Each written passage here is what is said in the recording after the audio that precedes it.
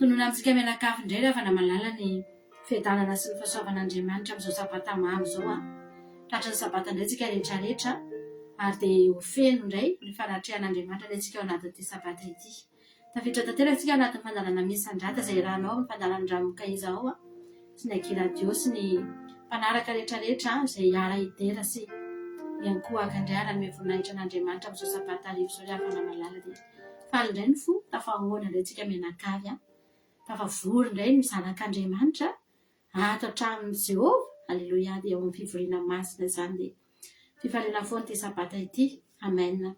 Inao fa efa niomana ny fontsika sy ny fanahintsika sady nanomantsika ny zavatra rehetrarehetra mba tsy hahafahantsika mihetsiketsika intsony sy ho fa zavatra nahirana intsony no niomana koantsika ny fontsika sy ny fanahintsika hiditra amin'izao sabata fitsaharana izao rehefa namalala.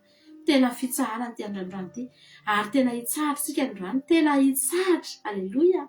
Misaotra an'Andriamanitra foana manome an'izao andro izao satria dia tena re mihitsy rehefa namalala fa miditra ny anaty any mihitsy izany loharano-pitsaharana izany rehefa tonga ny sabata tahaka an'izao. Aleloia. Dia tonga eto indray tsika androany mivavaka dia mbola hivavaka foana e. Amen.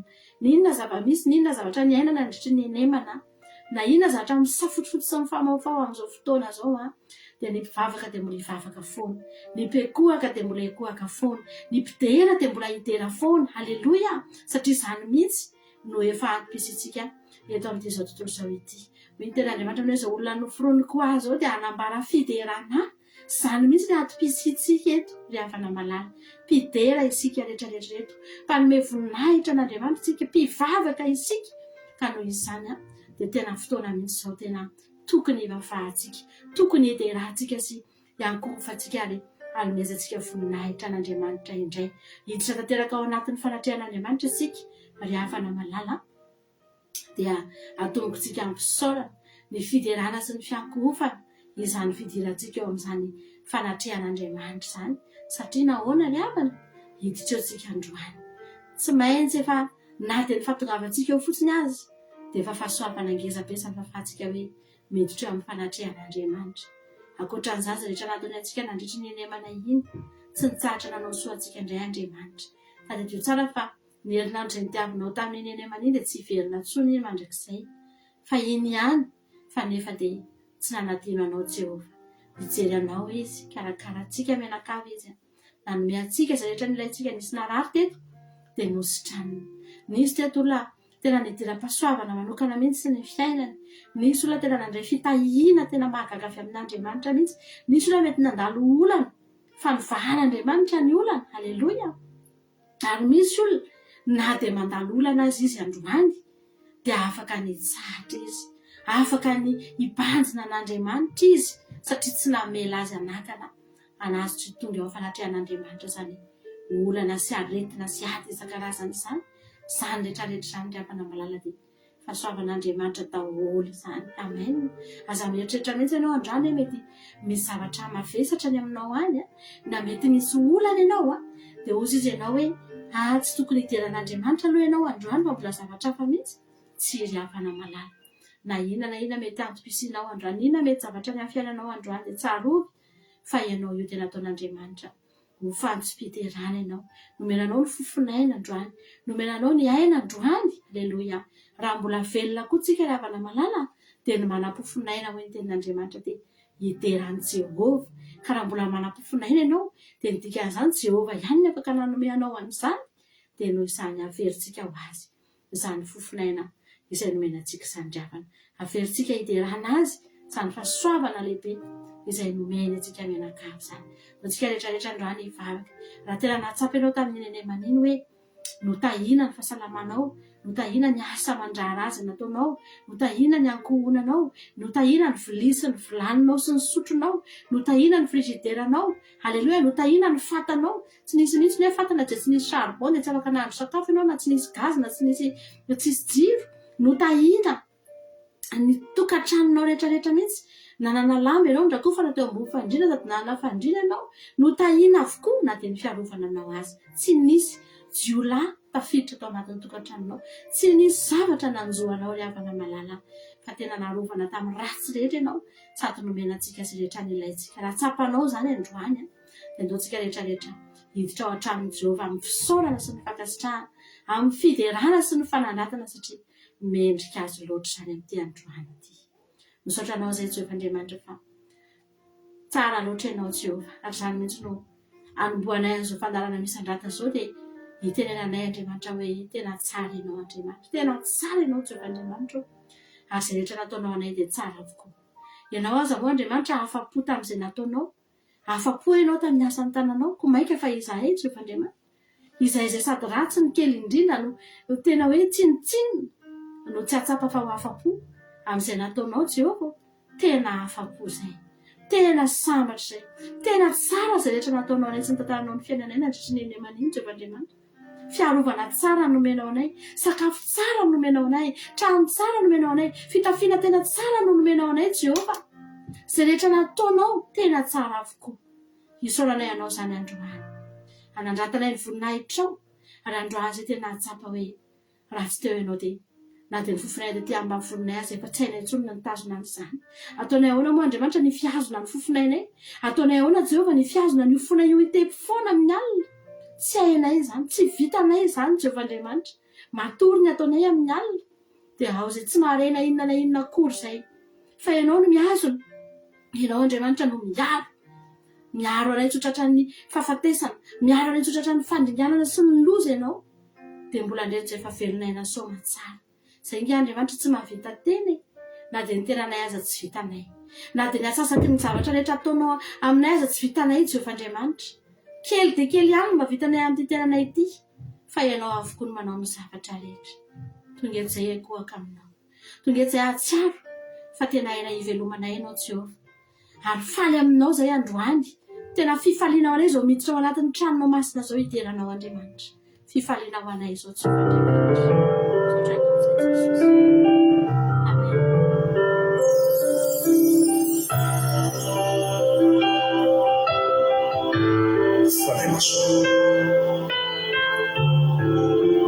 Tsy mba ampika amin'ny zavatra eo amin'ny fiainanao,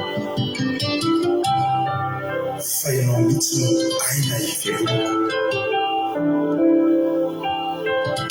Vovoka, vovoka no nangalana vatana maina, fa ray vonaina avy amin'Andriamanitra raina namely mampiso tena fiainako tsy mahafahazo mendrika manolona ny akantony salao eo amin'ny fiainako makamany anao fanahizo.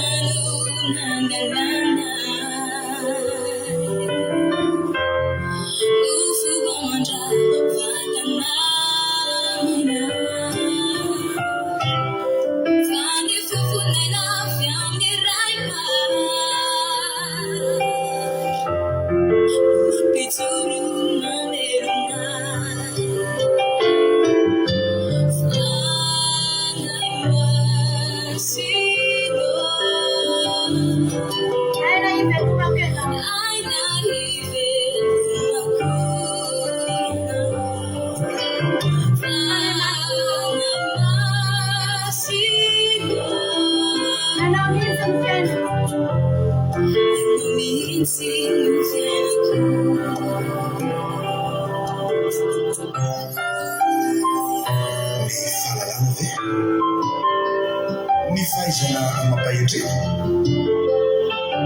zava-poana ireny hoy aho hoe zava-poana ary tsy azoko iantena fa izao dia misafidy ny hiavy sy amin'ny tena fatrafatra tolotsaina sy fitariana fanahizo. Alleluia.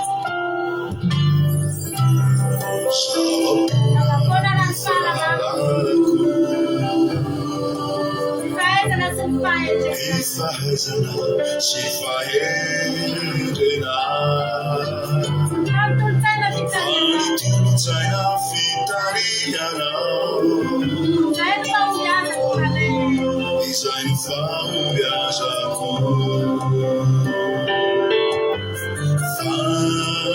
fanahy sy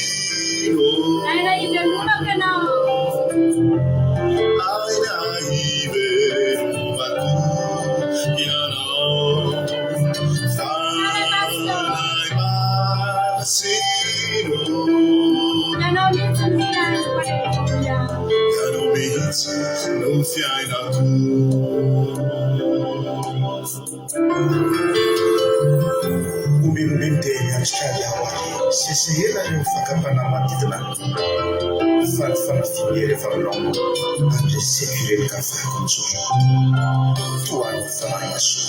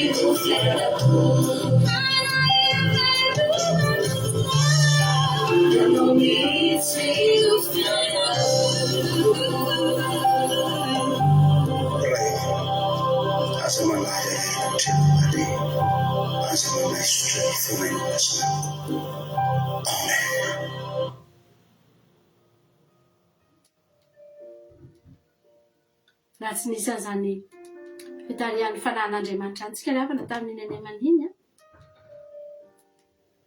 dia be dia be ny fahadisoana nataontsika ary mety nisy zavatra potika mihitsy aza teo amin'ny fiainantsika rehefa namalala, mety nisy faharavana mihitsy aza ny fiainantsika fa mampatatrao na ny fanahy masina na ny anjelin'i Jehova dia samy miasa ho antsika daholo izany. Fanahy masina manolo-tsaina antsika, ny anjelin'Andriamanitra tena manao ny asany miaro antsika amin'ny fahavalo. Misy fotoantsika kivy dia midina ny fanahy masina satria hitany hoe kivyntsika dia mampahely antsika nge izy, dia mampitraka antsika nge izy, dia misy fotoana maheno hira anankiray fotsiny tsika tonga dia mahery, tonga dia mitraka.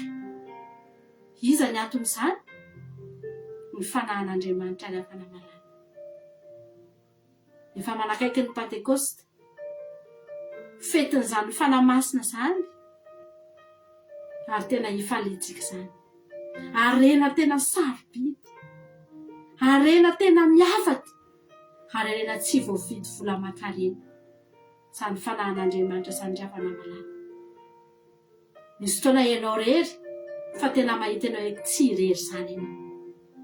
Misy fotoana ianao miresaka dia miresaka amin'ny fanahy masina. Halleluja! Misy fotoana fisainanao miteny dia miteny amin'ny fanahy masina. Tena mahita hoe tsy rery tsika rehefa namalala. Fa eo Andriamanitra miaraka amintsika isan'andro. Miendrika azy ny voninahitra, miendrika azy rehefa na ny fiderana, miendrika azy ny fanandratana rehetra. Na inona tianao atao, n'inona fanandratana tianao atao, na fomba manahoana dia atao fa ho an'Andriamanitra izany. Ankasitrahany izany, halleluja. Aza misy niza mihitsy ka avelanao, aka izany toeram-pakasitrahany izany eo amin'ny fiainanao rehefa. Fa Jehova rery ihany ny tompony izany. Izy ihany no mendrika an'izany, izy ihany no meo an'izany, satria mendrika izy. Amen. Isika rehetrarehetra no an'Kristianina hoe hitsaokana ho Andriamanitra. Hitsao anatin'ny fitsaoana an'Andriamanitra tanteraka amintsika rehefa namalala.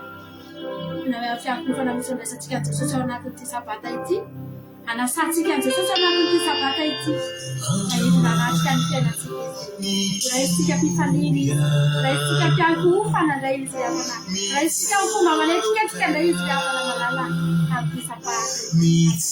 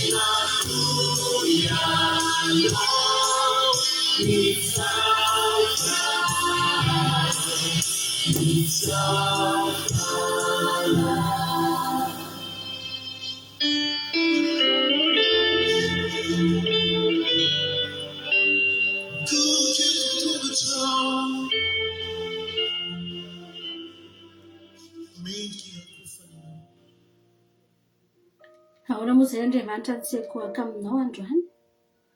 Ao an'izay Jesosy tsy hanome voninahitra anao nefa ianao nge Jesosy efa eo amin'ny fiandriananao faratapony amin'izao fotoana izao any an-danitra no misy anao. Tena mpanjakany mpanjaka tokoa ianao Jesosy. Raha tonga tetỳ tany ianao mbola mpanjakany jiosy, mbola zany no anaranao tetỳ. Kanefa na dia zany aza dia efa nekoaka taminao ange ny olona. Efa nekoaka taminao ange Jesosy. I Maria nanatona anao izy dia nekoaka. Na dia tao anatin'ny fahoriana lalina aza. Na dia maty aza nanadahany. Na dia tokony fanomezantsiny aza ny teny ambavany satria tsy nisotranonao Lazarosy Jesosy. Mbola nitsenany tamin'ny fiankohofana ianao. Ranomasom-piankohofana no nitsenananao Jesosy malalo. Satria efa fantany ny voninahitra. Efa fantany ny mahaenao anao na dia mbola nofy tetỳ tany azy ianao. Koa nahoana izay Jesosy nitsekoaka aminao. Ianao zao efa eo amin'ny fiandriananao amin'izay, efa any an-danitra ianao Jesosy. Tamin'izany azy ianao mbola tsy naharesy fahafatesana, mbola tsy nitsangana tamin'ny maty, fa efa nekoaka taminao ny olona satria efa mpanjaka ianao. Efa Andriamanitra ianao. Maika Andriamanitra fa amin'izao ora itenenanay izao eo amin'ny fiandriananao tsy tapesipesena ianao Jesosy. Tompony fanapahana rehetra ny an-danitra sy etỳ an-tany. Haleloia. Noho izany ankohofanay. Mandra-piala ny fofonainay koa izay mba hiankohaka aminao foana. Satria fantatray loatra lehibe ianao Andriamanitra. Tsy takatry ny saina ianao Jesosy. Dia miteranao izay. Dia manome voninahitra anao izay. Dia mahatsiaro foana izay. Fa arakaraky ny hiderana ianao ange, arakaraky ny hanomezanay voninahitra anao ange Jesosy. No mba hampitafianao voninahitra anao konayko. Dia mba tahinao koa ny fiainanay. Dia mba jerenao koa zahay. Satria satronao izay hideranao foana. Dia asianao soa ange izao fiainanay izao Jesosy. Karakarainao ange izay izao Jesosy. Entinao ambavaka ange izay izao Jesosy. Isan'andro amindranao fo. Isan'andro omenao fahasoavana tsy takatry ny saina. Amen Jesosy malala. Tsara ianao Andriamanitra. Iteranao izay Jesosy. Amen. Amen Jesosy malala.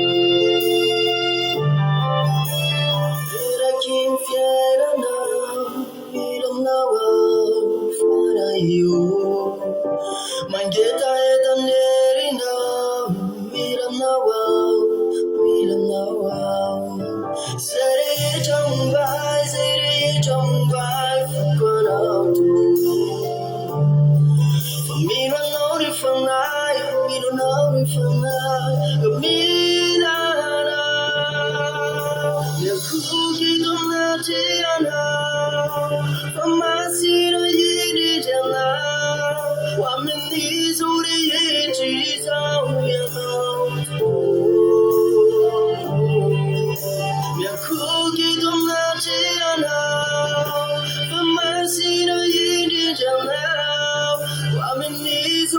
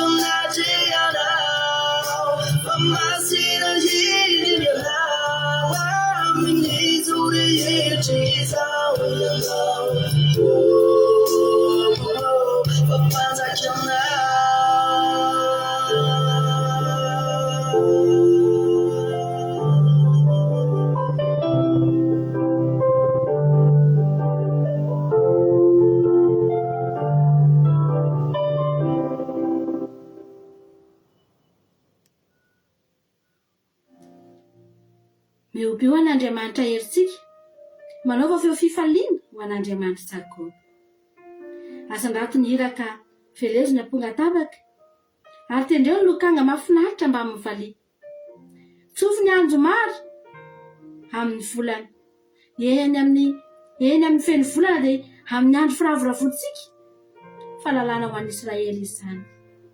Ary fitsipika Andriamanitra Jakoba notendreno vavolombelona eo amin'ny Josefa izany raha nandeha namely ny tany Egypta izy. Nandreteny tsy fantatro nampiala ny sorony tamin'ny entana, nitsahatra tsy nitondra sobiky ny tanany. Fony azo Paolina ianao dia niantso ka namonjy anao namala anao tao amin'ny fiafenan'ny kotrokorana ary nizatoetra anao tao amin'ny trano Meriba. Mihain'ory oriko dia ambarako aminao, engane ianao hiaino ary Israely eo. Aza asian'Andriamanitra hafa eo aminao ary aza mivavaka amin'ny Andriamanitra ny firenena hafa. Isao Jehova no Andriamanitrao izay nitondranao niakatra avy tany amin'ny tany Egypta. Atanatanao ny vavanao dia ho fenoiko fa tsy hiaino ny feoko ny oriko ary ny Israely tsy nankatoa. Ka dia navelako nanaraka ny ditry ny fony izy handehanany manaraka ny saina ny tenany. Engane ka hiaino any oriko dia handeha amin'ny lalako ny Israely. Vetivety dia ampihetry ny fahavalony ka amerina ny tanako amely ny rafiny izay mankala ny Jehova dia hikohy aminy. Ka dia haritra mandrakizay ny andron'ny oriko ary ampihinana azy vary tsara indrindra izy. Eny, tantely avy amin'ny vatolampy no amokisako anao. Haleluya. Amen.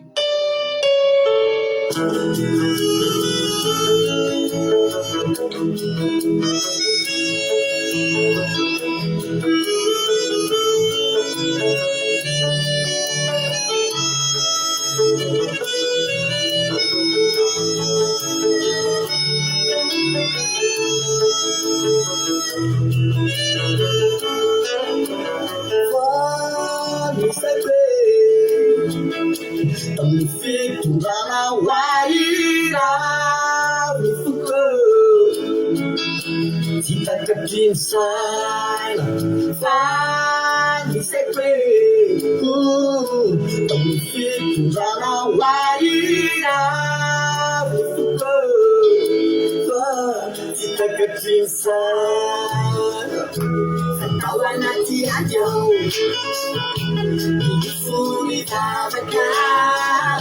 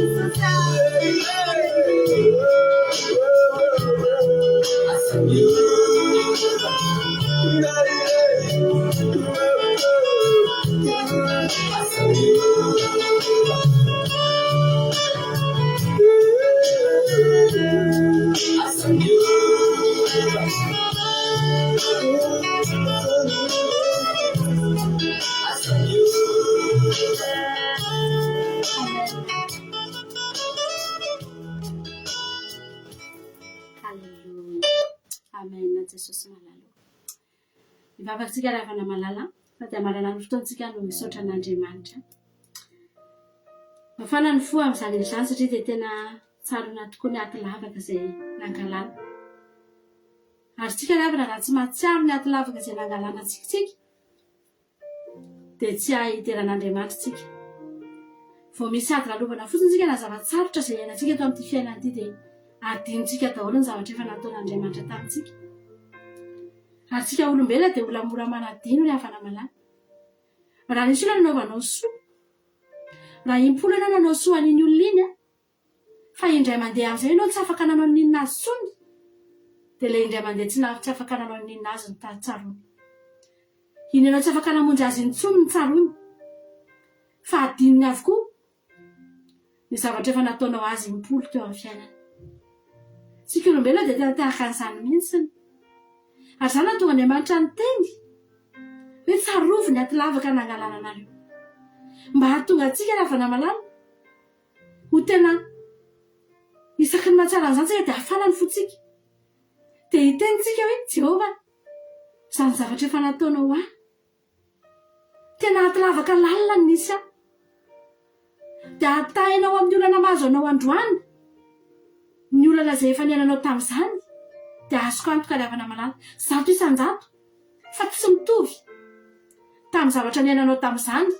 ny olana izay iainanao androany satria ny olana iainanao androany sady efa miaraka amin'Andriamanitra ianao no efa tena namahefanin'Andriamanitra raha 10 kilao ny olana niainanao tamin'izany mety niaina olana ianao androany fa raha betsaka indrindra 2 kilao fa adinin'ny olona Andriamanitra rehefa miainana olana 2 kilao ny olona adinin'ny fifanovonjeny izy tamin'ny problème ny 10 kilao izay teo aminy rehefa namalala isika dia izao tezain'Andriamanitra sika mba ho fanaka fitondrana ny anarany ho fanomezam-boninahitra azy na roviana tsarovy ny aty lavaka nangalana anao isaky ny mandalo ady ianao dia indraindray ianao adininao izany hoe mideran'Andriamanitra dia tsarovy fotsiny ireny dia ho hitanao fa izy fideranao azy impolo loatra eny ambafanao any dia hiteny ianao hoe Jesosy ty zavatra efa nataonao ahy dia lasa tsy ho vitanao tsondray ny hitan'izy satria maro tsy tamboisaina nefa nataony ianao ny havana malala misotranao izay Jesosy raha izany misaorana ianao izany dia tsy mba ho afaka ety ambafanay izany Jesosy malala miala ny fofonay dia miala izany mitsahatra ny fonay dia mitsahatra izany Jehova izany fiderananao izany tsy mba hiala ety aminay filanao vina satria tsapanay loatra tsaronay isan'andro ny namonjenao anay tao anatin'ny lavaka lalina eny Jehovah Andriamanitra mitady anao tokoa nge zay ny hiatsika anao tokoa nge zay ary tena marina tokoa araka ny iranay teo fa ohatra ny tsisy namaly zay tamin'ny voalohany nitady ny feonay zay mba hamaly anay fa ohatra ny tsisy namaly zay ny antso azy zay dia tena ny teny mihitsy aiza ianao Jehova misy marina ve ianao tena mpamonjy marina ve ianao tena marina ve fa mora azo ianao tena marina ve fa raha antsony ianao dia mamaly eny Andriamanitra ohatra ny taredretra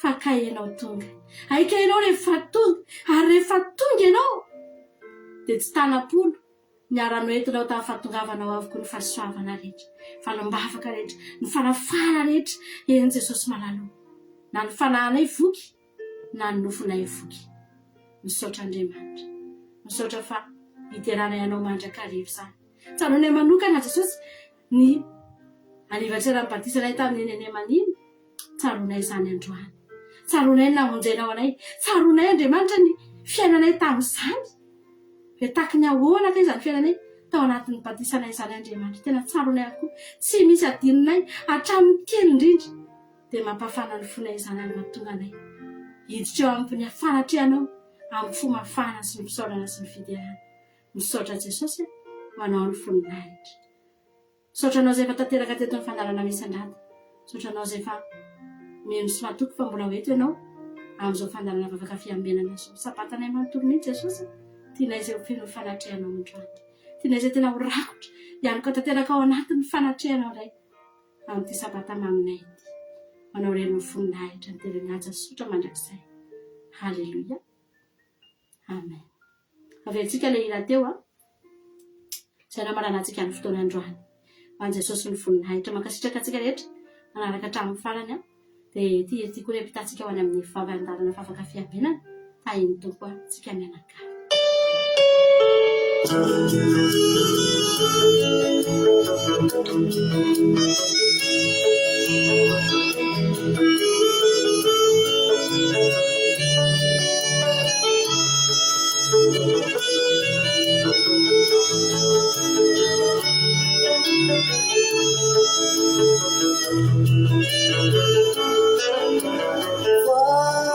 me Tami fiturana waira mifuko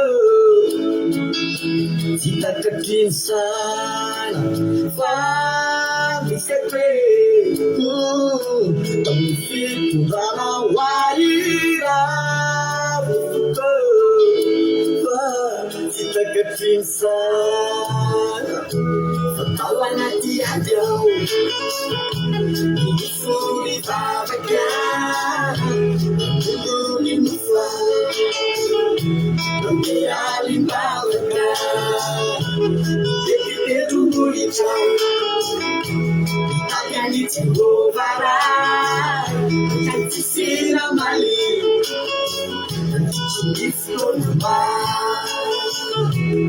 Irman fitnah Kefangan saya Ya Farah Kefangan saya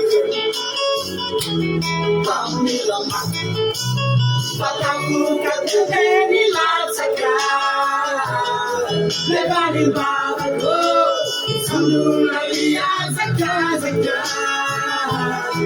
Ia lafarasa Sikanya nefane sabaca Organitimo Kutumate wapena tanama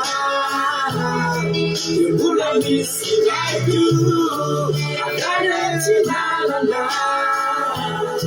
Ketema kali kawe Nazari kena kafapika kawe Bulan misi like you Organi yang defana Ketema kekal Biasa lewat hari Dimanapun tuju Biasa li Jesu Diure nama bicara nawe Antara nawe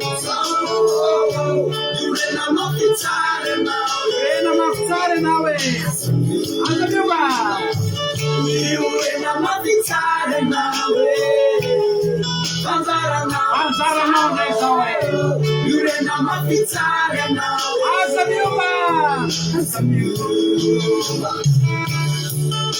Haleluya Amen Haleluya Fatabim kadeveni latsakan Lebani babakan Samula lihat zaka Yana baraka Yana baraka Kami ni pone sabe Abane chivo Kunga dewa pena tanana Bula nisi like you Agane tinana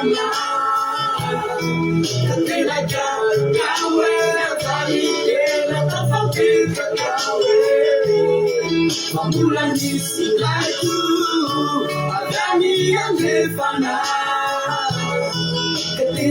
Agarram festas tu por ela, Se o ambos não festas, deixa só ter nenhuma.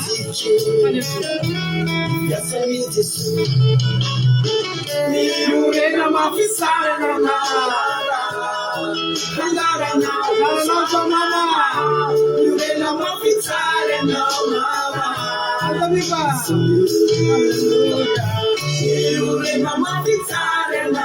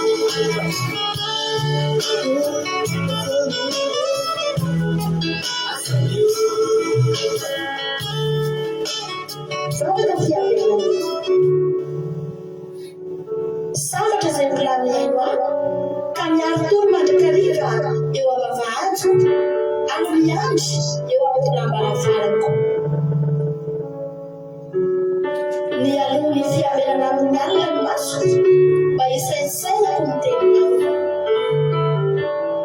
zavatra fiabenana zavatra fiabenana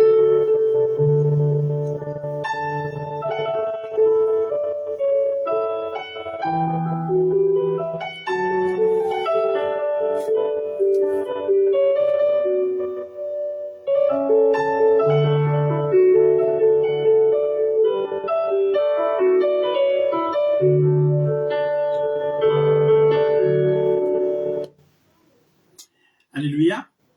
Dia amin'ny fifaliana lehibe indray laha tsy nababalala no ionana aminao ty androany ty dia aminonana ny fiadanana ny tompo amintsika menakavy isatokantrano isam-batan'olona izay mandray izao fandarina izao. Tonga soa indray ianao atao anatin'ny vavaka fiambenana rehefa avy niaraka tamin'ny mampino atao anatin'ny vavaka atao anatin'ny fandarina misy andraty ianao dia tonga rehefa fotoana zay rahanao amin'ny tenako atao anatin'ity vavaka fiambenana. Mbola iaraka eto indray tsika eo amin'ny adiny ray mahery eo tsika mbola iaraka eto da indray sasany eo raha ela indrindra ka dia mangataka faharetana aminao fa sady soanahako no mahita anareo eto no soanareo koa no ampahirezin'ny tenin'Andriamanitra eto amin'ity androany ity dia tonga soa dia mahereza ho tahin'ny tompony isika tsirairay avy. Raha androany eo tonga miaraka aminay eto dia teteny aminay hoe tsika sendrasendra kory natongavanao eto fa tena misy raha ilan'ny tomponao. Alleluia. Ka dia araloto ny fotoana aroto zao fotoana fa atsika mbola mifampihano mifampahery amin'ny tenin'Andriamanitra izao fa zava-dehibe zao ry havana malala. Fampiarahana tsika rehefa avy eo dia fanonona tsodrano ihany koa tsika rehefa avy eo fa andorotsika hivavaka.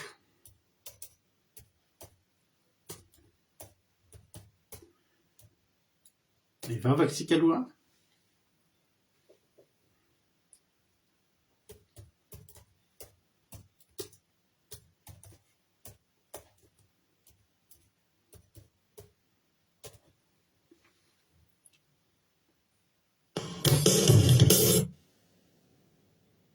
hivavaka tsika dia avetsika hizara tsodrano dia avetsika hanomboka ny tenin'Andriamanitra hijoroavolombelona sy ny sisa tratra ny sabata masina ny sabata fahafinaretana sy fitsarana ho aso anao anie ity andro androany ity. Misy zavatra ho lazaiko amintsika rehefa avy eo anjoro tsika hivavaka ametraka fotoana ampiaratan'Andriamanitra dia aorianan'izany tsika dia hanomboka tsodrano dia hifampiarahaba. Tonga soa daholo tsika rehetra nareo mandrosika na mavitsika Miria hivavaka hitondra ny vavaka fanomboana. Miria anao ny fitenenana. Jesosy pastora mianakavy dia tahin' Jesosy tsika rehetra. Jesosy malalo mbola faly midera misaotra ary mankalaza ny anaranao zay Jesosy fa mbola tafavory eto indray mbola afaka mihaino ny teninao Jesosy malalo mankasitraka satria mbola narovanao zay androany Jesosy malalo ataony nianatra ataony niasa ataony tao an-tokantrano teny amin'ny toerana izay rehetra nalehanay teny Jesosy malalo dia teo foana ianao niaro anay teo foana nanjely masonao ny tompo manodidina anay Jesosy malalo dia tonga eto amin'izao fandarana vavaka fiambenana izao indray zay androany Jesosy malala tena hoe mangataka lerahanao zay hanadio anay satria mety voapetipetina ny tontolo andro teny zay Jesosy malalo dia ny ranomasina tena hoe andrakotra anay andevina ny fahalotoana rehetra andevina ny fahotana rehetrarehetra dia androany Jesosy eo akingo fenao-pilatananao fandaharana izay hoe nonay androany ianao Jesosy malala andrakotra amin'ny ranomasina ny fitaovana rehetrarehetra izay ampiasana eto dia mba handeha soma tsara Jesosy malala ny connexion anay tsirairay avy ihany koa Jesosy eo mba handeha soma tsara ianao Jesosy malala hijery manokana an'izany Jesosy malala mba tsy ho tapatapaka dia ny asan'ny devoly rehetrarehetra izay mitetika andravana izany izay mitetika hamontika an'izany fandaharana izany Jesosy hamontika ny connexion anay Jesosy dia tsy hambiana tsy hanaketsy tsy hanapahefana Jesosy malala fa ilay vonona amin'ny ranomasina dia voninahitra dia ho anao irery ihany Jesosy malalo. Alleluia. Amen. Alleluia. Mankasitraka indrindra anao mba Miria atao anatin'izay fizarana atao anatin'izay vavaka mamy be izay metinao zay. Andriamanitra ne hamalofitianao Jesosy hamalofitianao dia mitombositra sy fahasoavana hatrany dia mahereza foana amin'ny asan'ny tompo ranabavy Miria. Alleluia.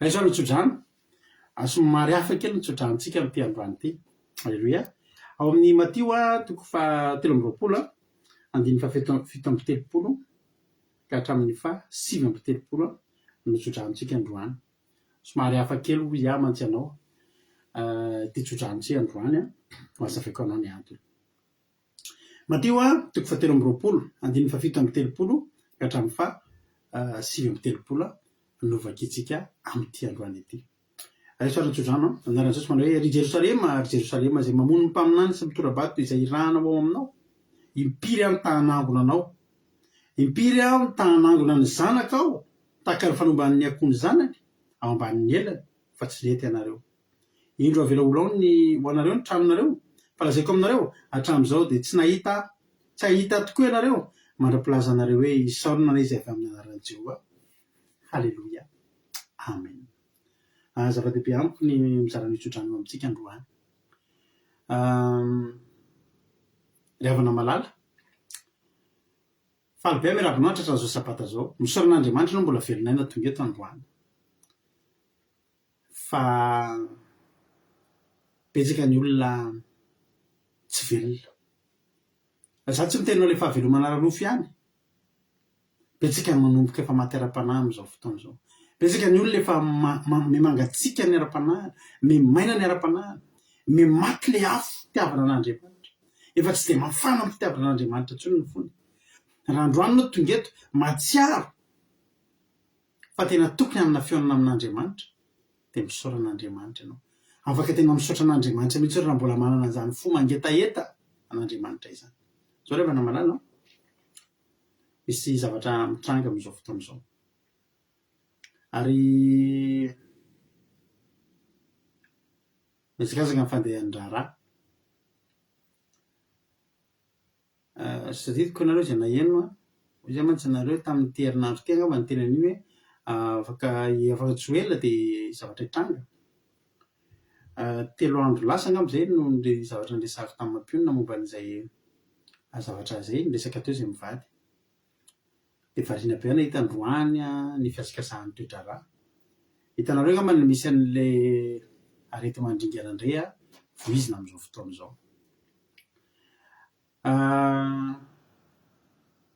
teresaka zavatra be dehibe momba an'izy io azo zao satria tiako nareo saingy tsy afaka hiresaka an'izany eto ahako fa mampanantena anareo ao anaty commencement rapitso dia tena hiresaka momba an'io zavatra io sika ary misy toromarika mba homenay anareo eto fa hiazakazaka ny fandehan-draharaha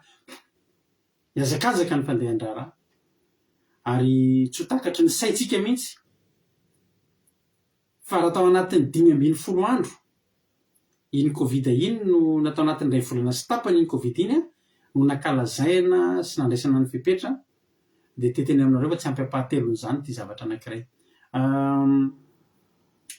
efa nisy zavatra ny foron'izy ireo talohan'io fa tsy namokatra dia nikonokonina izy ireo dia nivory izy ireo dia niasa andro aman'alina izy ireo ary dia vonina amin'ny angady sy ny arona ho tandondomin-doza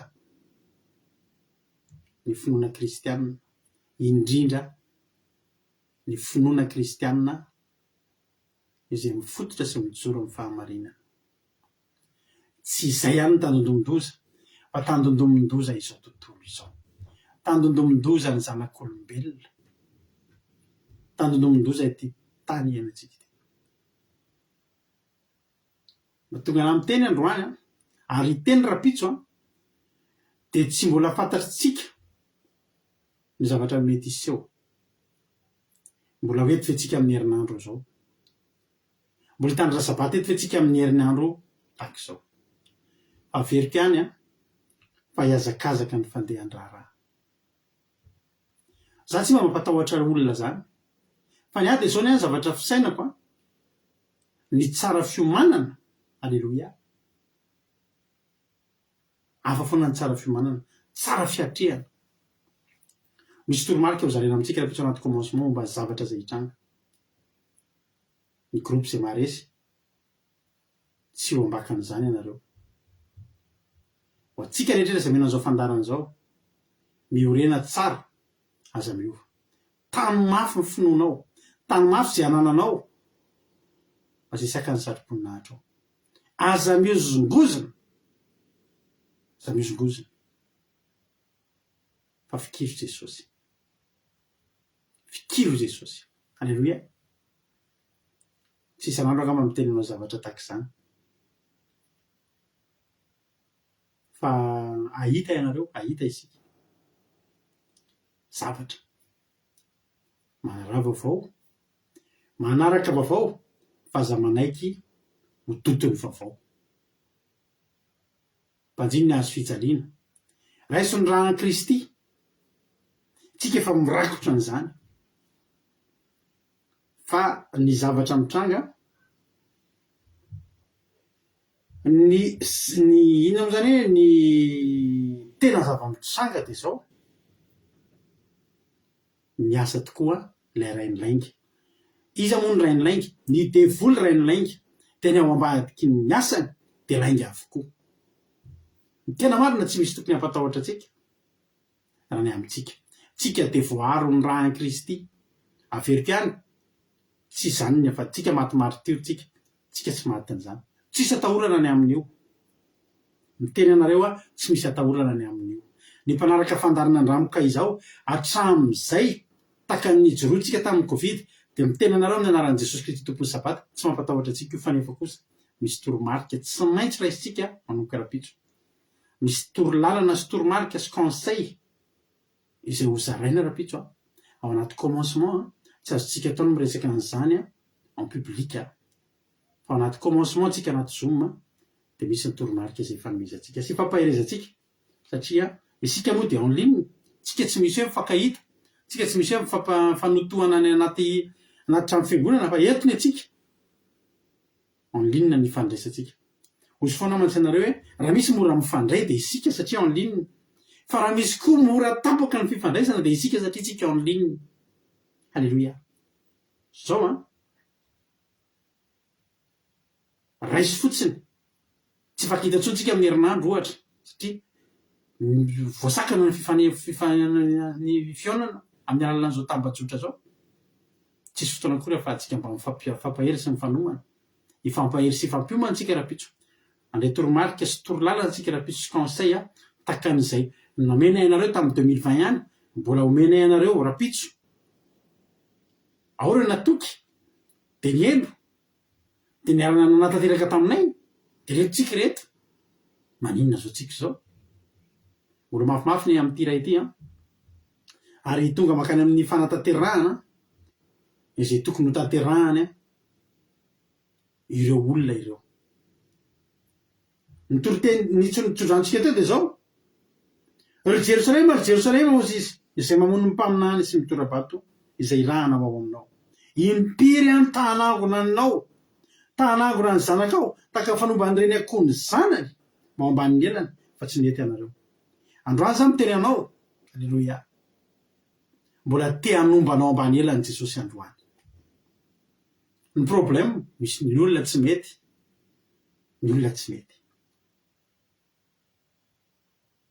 fa ianao meteza fa raha manaiky itsofoka ambany elany tsy nitsotoa ianao androany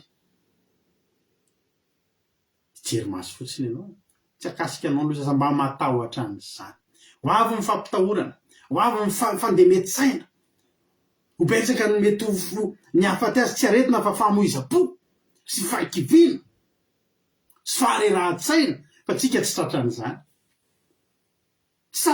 tsika fa tsika manan'Andriamanitra mahery ary tsika ho any an-danitra alleluia nitorohevitra aminao aza atao sangisangy ny ara-panahinao fa raha taveleto ianao raha avy mifanjavonana raha taveleto ianao de anenina mandrakizay ry havana ho avy Jesosy tena ho avy Jesosy akany azy tsy akany olona rehetra fa akany azy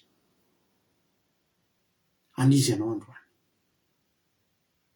anizy ianao ho tahin'ny tompony antsika rehetra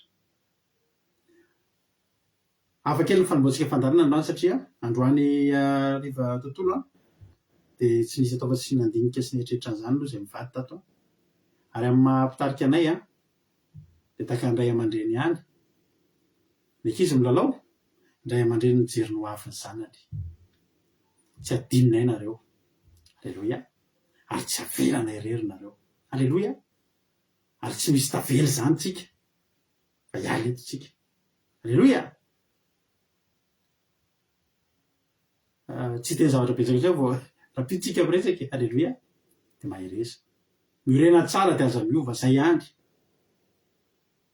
Andriamanitra nitokio raiso Jesosy raha mbola tsy niraisinao ary efa aminao tehirizo ao anatinao izy fa velona ny Andriamanitsika ho tahiny tompany antsika rehetra anao etsika iny aloha ny fitrona vavolombelona androany ny fahasoavan'Andriamanitra zay niseho teo amin'ny fiainanay dia tontolo andro nahafinaritra be andro sy fiasara taty aminay androany dia lasa nandeha nanositra ny zanakaizy nanao concert tamin'ny miaraka amin'ny orchestre ao am-pianarany nahafinaritra ny fotoana dia mba nafanafana fo kely ery ingiafara kely nanao concert miaraka tamin'ny mba teo amin'ny lohalarina teo izy miaraka amin'ireo olon-dehibe dia nahafinaritra ery nahita azy fahasoavan'Andriamanitra ihany koa tsy adino ny namatsy any menakafo kely tamin'ity androany ity nomeny fitsarana nomeny fiadanana tsy nanany zava-mahory ary tsy ron zava-tsoa ho azy ny voninahitra velona ny Andriamanitra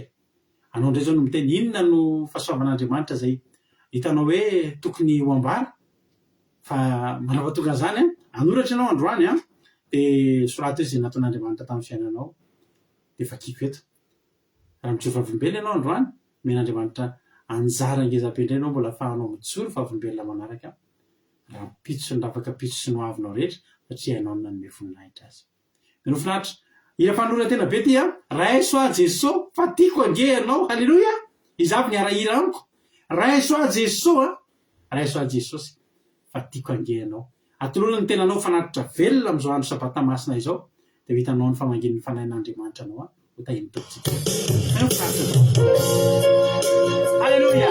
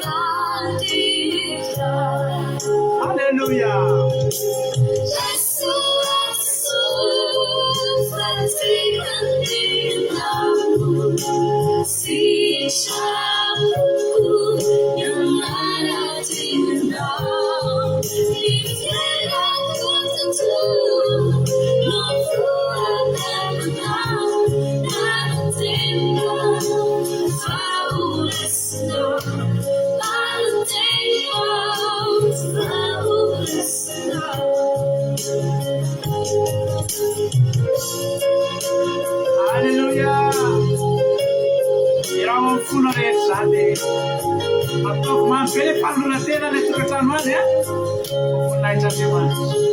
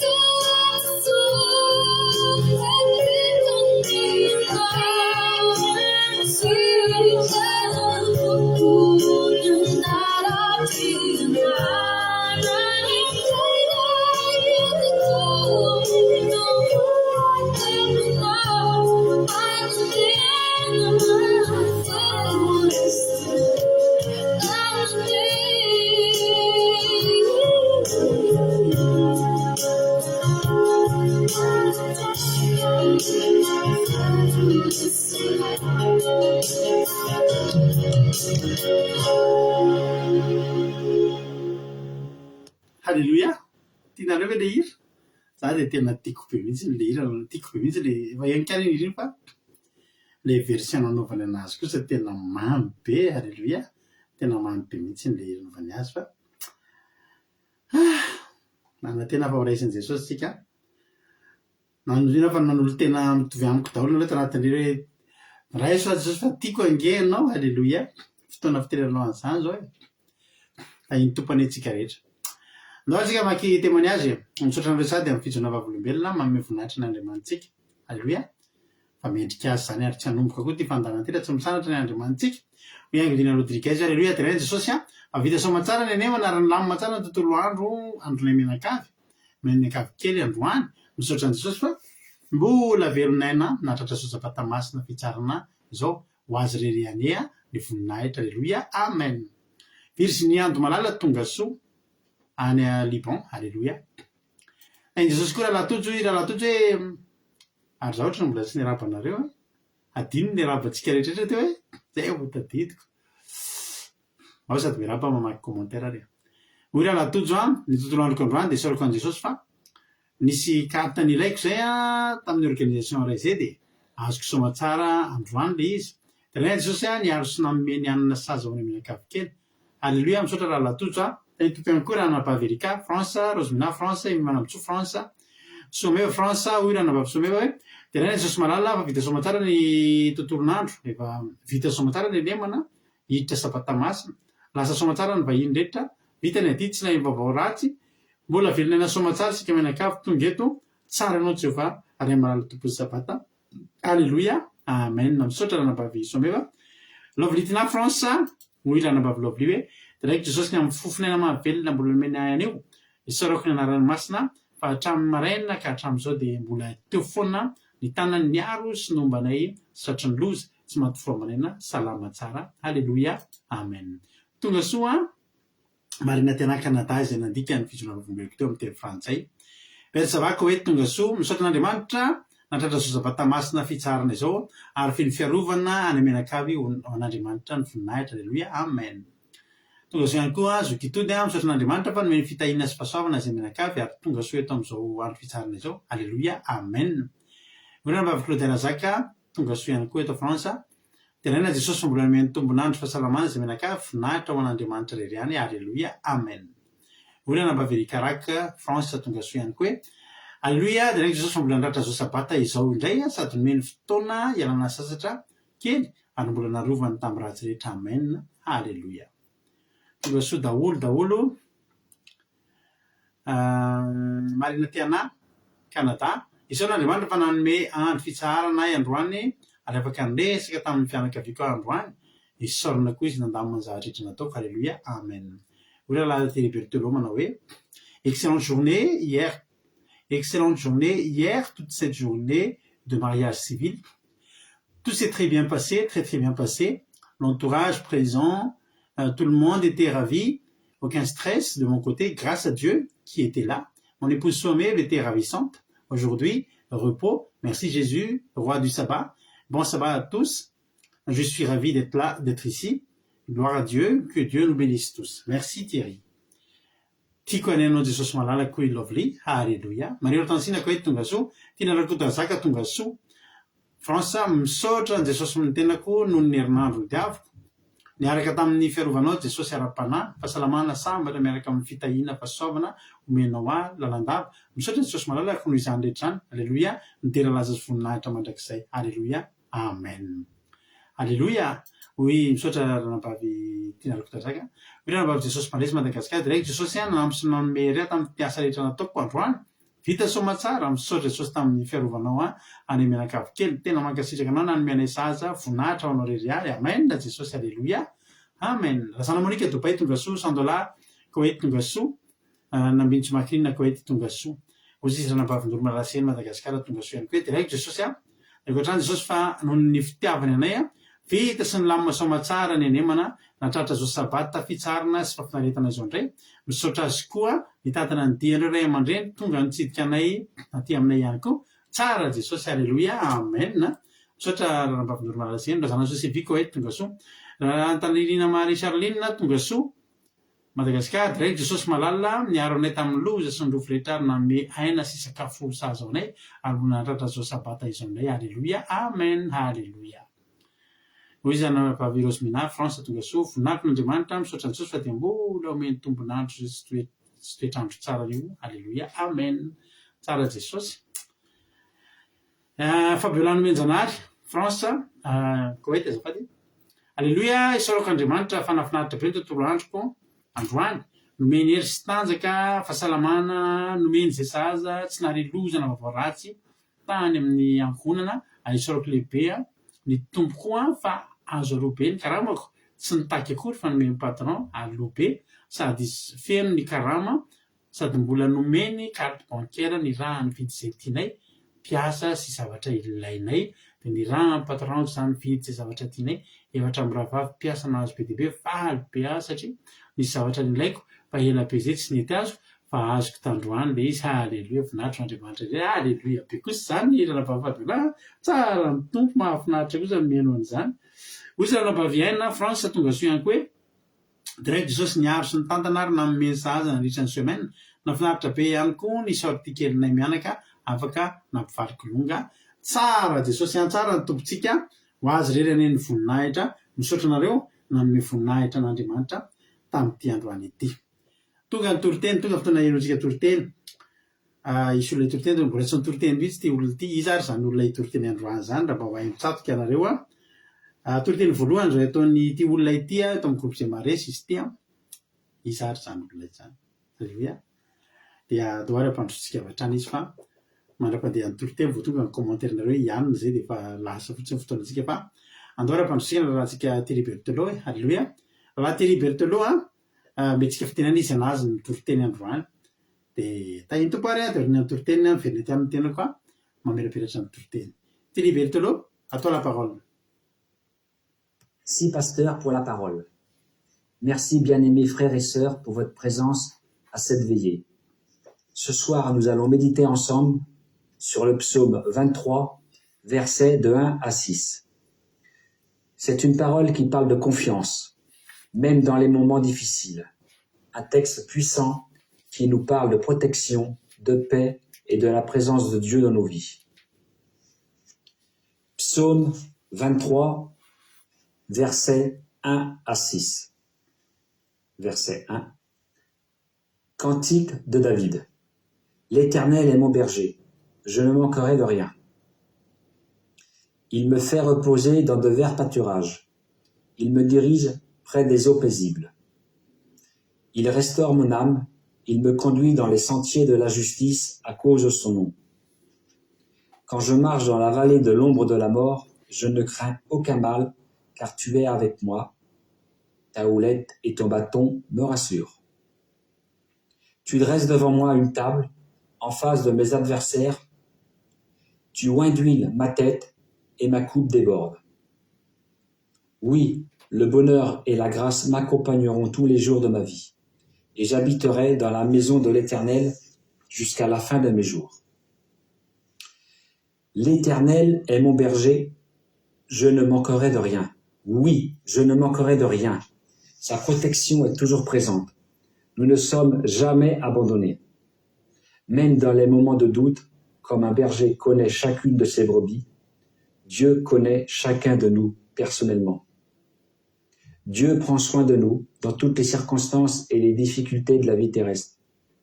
Il est là pour nous protéger des ennemis, comme le mouton envers le loup. Il nous aide et nous guide avec amour.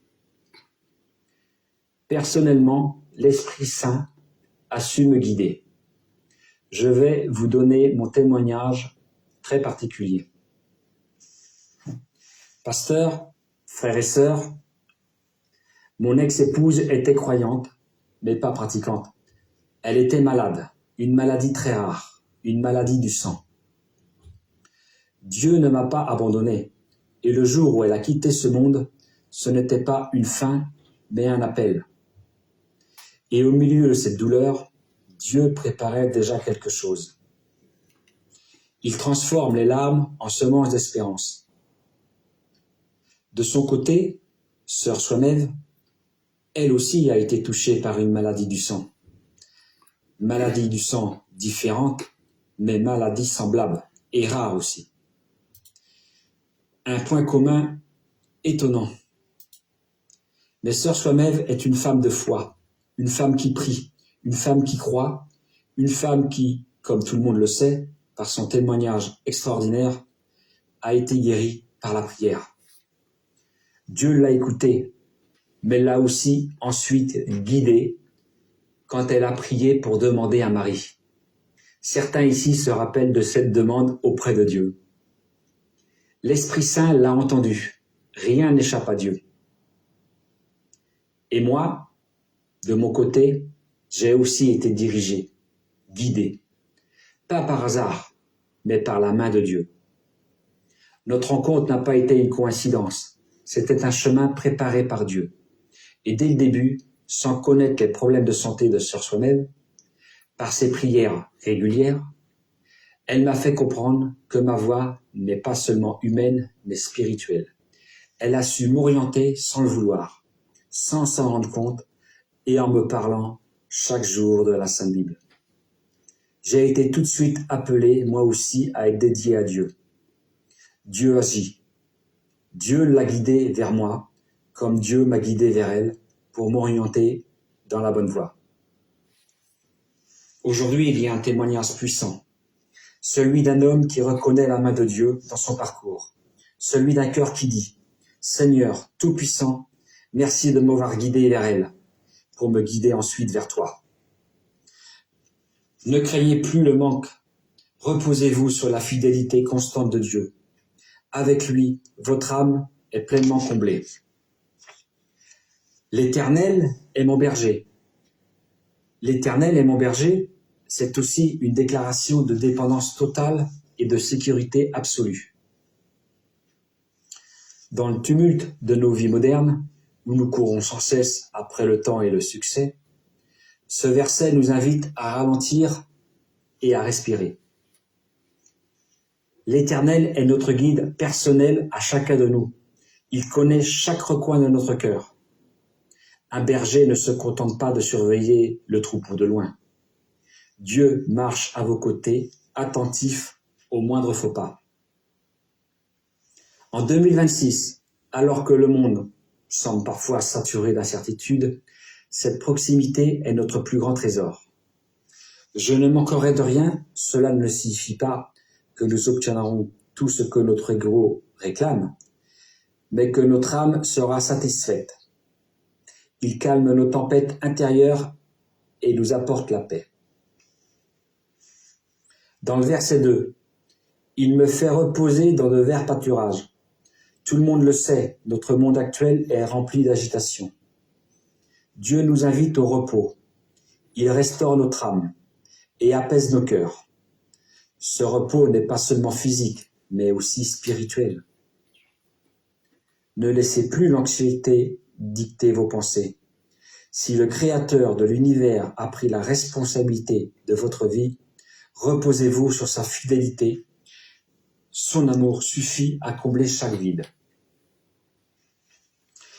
Le Seigneur est avec nous dans l'épreuve. Quand je marche dans la vallée de l'ombre de la mort, Psaume 23, verset 4, nous indique que la vie n'est pas toujours facile, mais même dans les moments les plus sombres, Dieu est présent. Sa présence chasse la peur. C'est là que prier est important. La prière nous rapproche de Dieu et nous aide à avoir la foi. Elle nous permet de nous confier, de supporter les difficultés de la vie. Quand tu déposes tes soucis dans la prière, ton cœur devient plus léger. Prier nous apaise, nous fortifie et nous guide.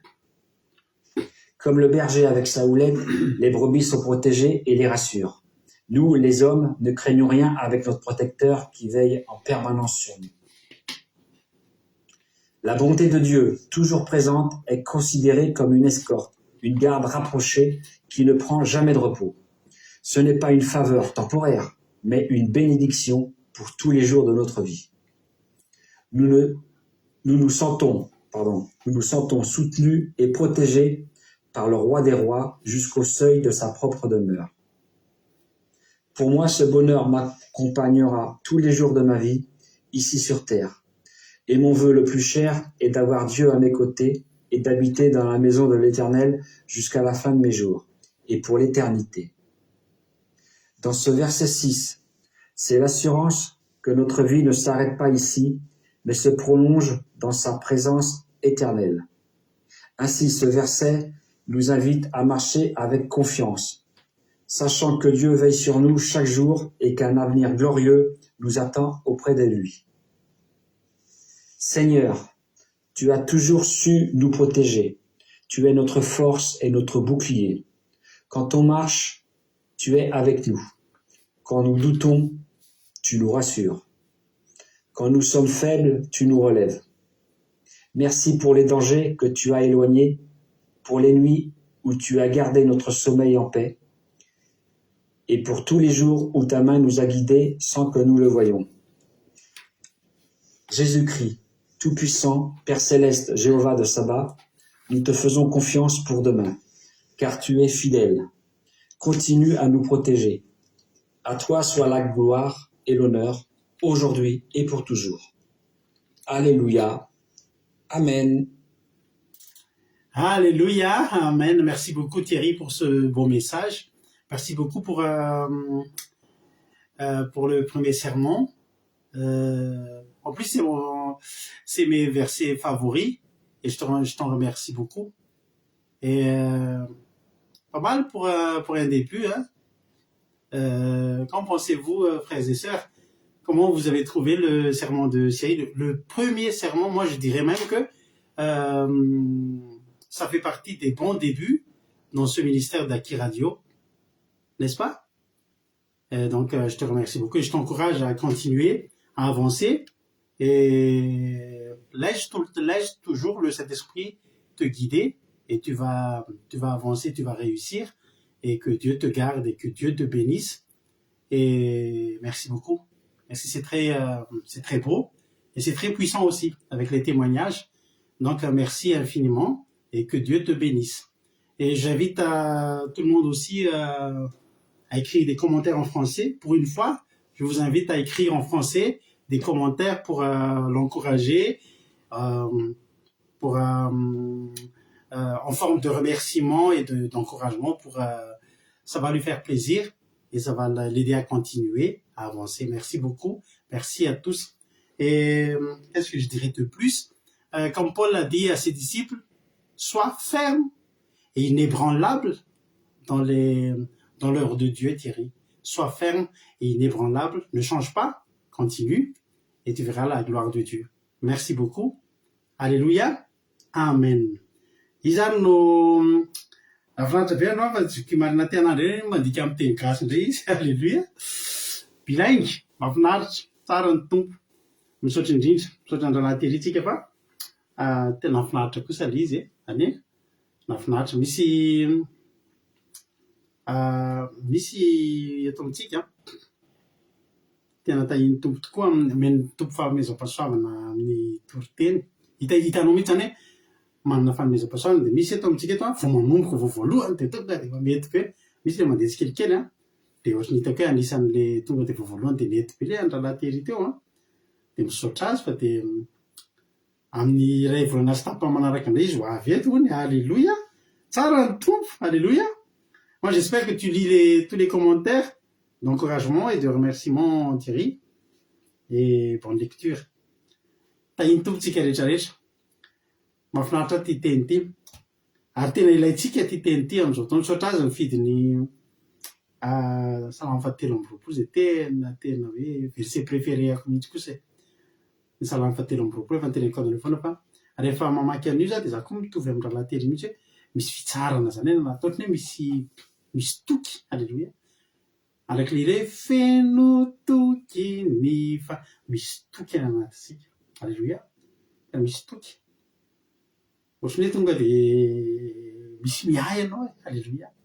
Misy le ten'Andriamanitra salamo fahatelo amby roapolo nataon'i Davida izy ity. Jehovah ny mpiandry ahy, tsy hanan-java-mahory ahy. Inona kay no mahatonga an'i Davida miteny an'izany? Zao mahatonga an'i Davida miteny an'izao teny zao hoe nandrenan'i Jehovah hoe mpiandry. I Davida dia mpiandry ondry. Amen. I Davida dia mpiandry ondry. Ary Davida rehefa miandry ondry dia fantany tsara mihitsy ny zavatra tokony ataony amin'ny ondriny. Dia ireo ondry ireo zay ihany ny hain'ireo. Dia anjaran'i Davida mieritreritry hoe inona ny dikan'izay zay. Ohatra antsika ihany mivavaka dia mitaraina, misy fotoana antsika mitomany fotsiny. Raha olona mahita tsy fantatsika fa Andriamanitra mafantatry inona ny dikan'iny ranomasonao iny, inona ny dikan'iny anao iny. Alléluia. Davida rehefa namalala te hitsahatra izy, te hilamina izy. Fantatry Davida mihitsy fa ireo ondrin'ireo afaka miteny mihitsy izy amin'ny ondrin'ireo hoe milamina nareo hoe zahako mpiandry anareo. Noana ianareo fantatro izany. Mila ay maitso nareo.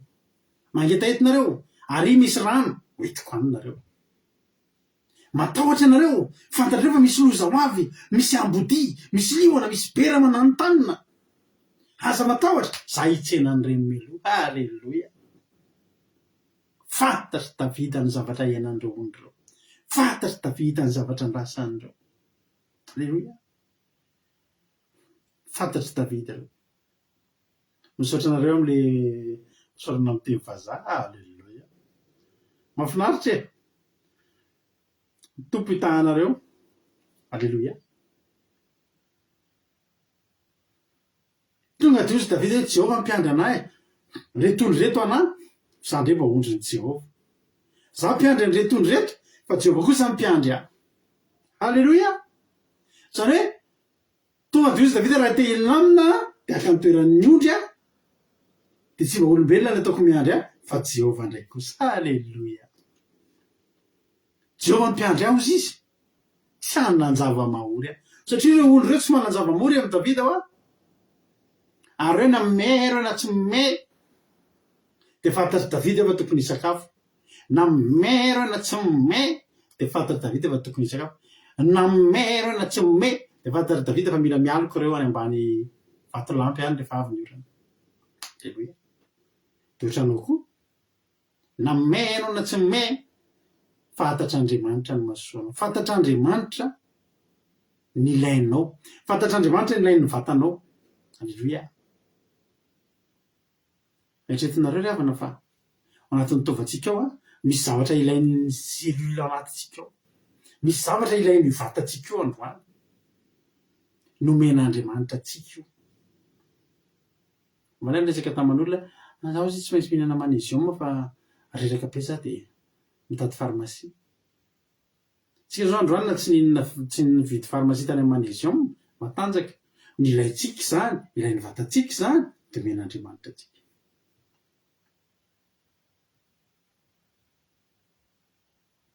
Androany ianao raha te hitsahatra mandresaka koa ny toeran'ny Davida androany. Meteza ho zanak'ondrin'Andriamanitra. Meteza ho ondry fiandrin'Andriamanitra. Halleloia. Fa tsy manana inona moa? Tsy manan-java mahory ianao. Hoy izy Davida hoe Jehova ny mpiandry aho, tsy hanan-java mahory aho. Averiko foana fa tsy manan-java mahory tsy hoe miliardera. Fa ny olona miliardera manan-java mahory be dia be mihitsy. Ary misy be dia be ny zavatra vitan'ny volo, fa be dia be koa ny zavatra tsy vitan'ny volo.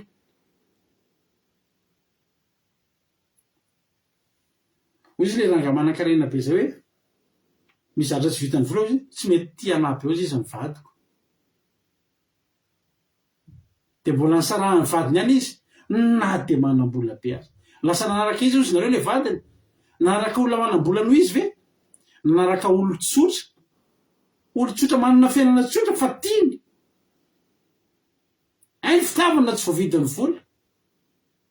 Nefa fitiavana ny lehibe indrindra. Tsy masambatra ngeza ny miliardera zany rehefa namalala. Fa ny masambatra de manana ny Jehova ho mpiandry azy. Halleloia. Za mitena fa raha Jehova mpiandry anao na misy zavatra tsy maintsy ilanao miliara ry androany de hitanao iny, na hitanao ny fomba ahitana an'izany, na hitan'Andriamanitra ny fomba amiliana an'izany. Tsy ilainao tampoka indray na ilainao. Halleloia. Mavita manao paky tamin'ny Satana mihitsy ny olona mba hanam-bola satria misy olona mieritreritra fa rehefa manam-bola de sambatra. Mampatsiahana an'ireo acteur sy actrice américaine na olo malaza izay nanao pacte tamin'ny Satana mivantana. Nareo nahita an'izay oronan-tsary zay? Ireo olona mpihira malaza amin'izao fotoana izao izay nandeha tsirairay nandroso ny signé na ny soni teo amin'ilay boky hafahafa be nanao soni tamin'ny rany de nanaiky fa andray vola be, andray laza sy voninahitra, andray ny zavatra rehetra tsara eto amin'ity tany ty. De faly mihitsy ry zareo milahatra tsirairay. Reo mpihira rapy, reo mpanao sarimihetsika, matetika mpihira rapy izy reo nihitanareo ny tseky nareo nahita an'izay oronan-tsary zay zareo nahita.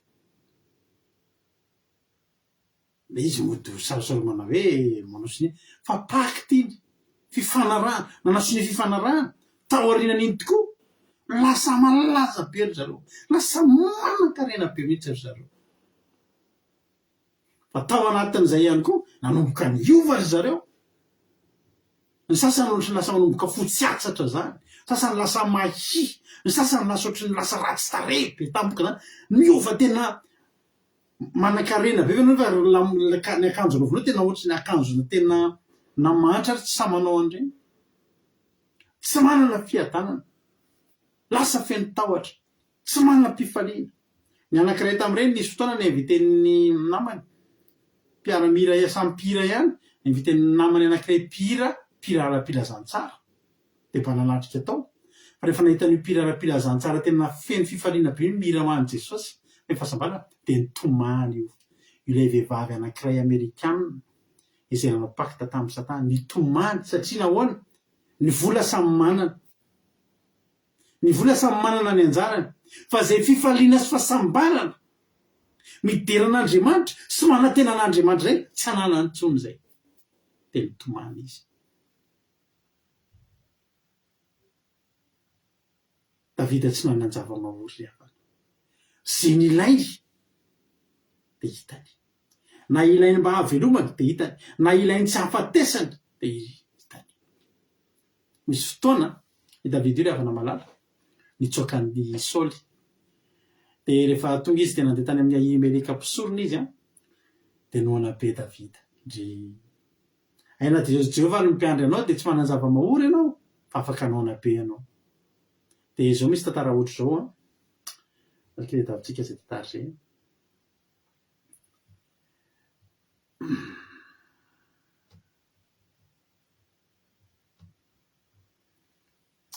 Militsika jeren'izay tantara zay.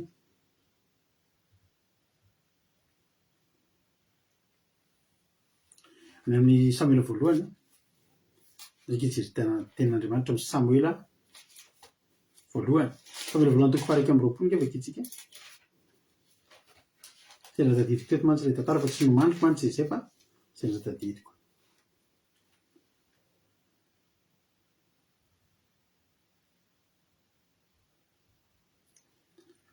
Ndraiky antsika maky tenin'Andriamanitra ao amin'ny Samuela voalohany toko faha 1 andininy faharoa. Samuela voalohany toko faha 1 andininy faharoa. Anaran'i Jesosy manao hoe Solamany nanosirana Davida nakany Noba sy ny alany tany nakany Gata. Andininy faharoa ary Davida tonga tany Noba tany amin'ny Ahimeleka mpisorona ary torokofotra Ahimeleka Saraniona tamin'ny Davida ka nanao taminy hoe nahoana ny mandeha reny anao fa tsy misy manaraka anao. De Davida tamin'ny Ahimeleka mpisorona ny mpanjaka efa nanome raharaha ka ho izy tamiko aoka tsy ho fantatr'olona ny raharaha nanirahako sy nanodiko anao ka de nasiako nakaria ny zatoviko. Inona ny misy ato aminao me mofo 5 mety atanako na zay misy. Voalohany nandaingy Davida teo. Laingy zany fa Davida tsy nirahan'ny Saoly fa Davida aza mitsoaka ny Saoly.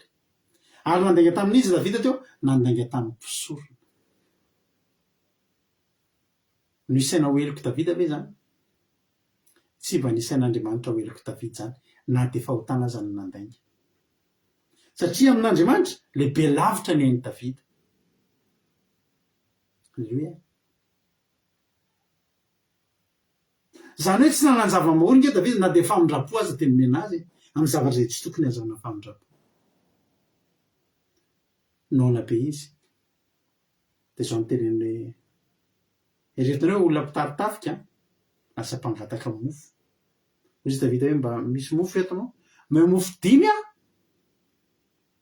ety amiko ety atanako na zay misy. Zany ny olona tsy manan-java mahory mavita mangataka zay foy.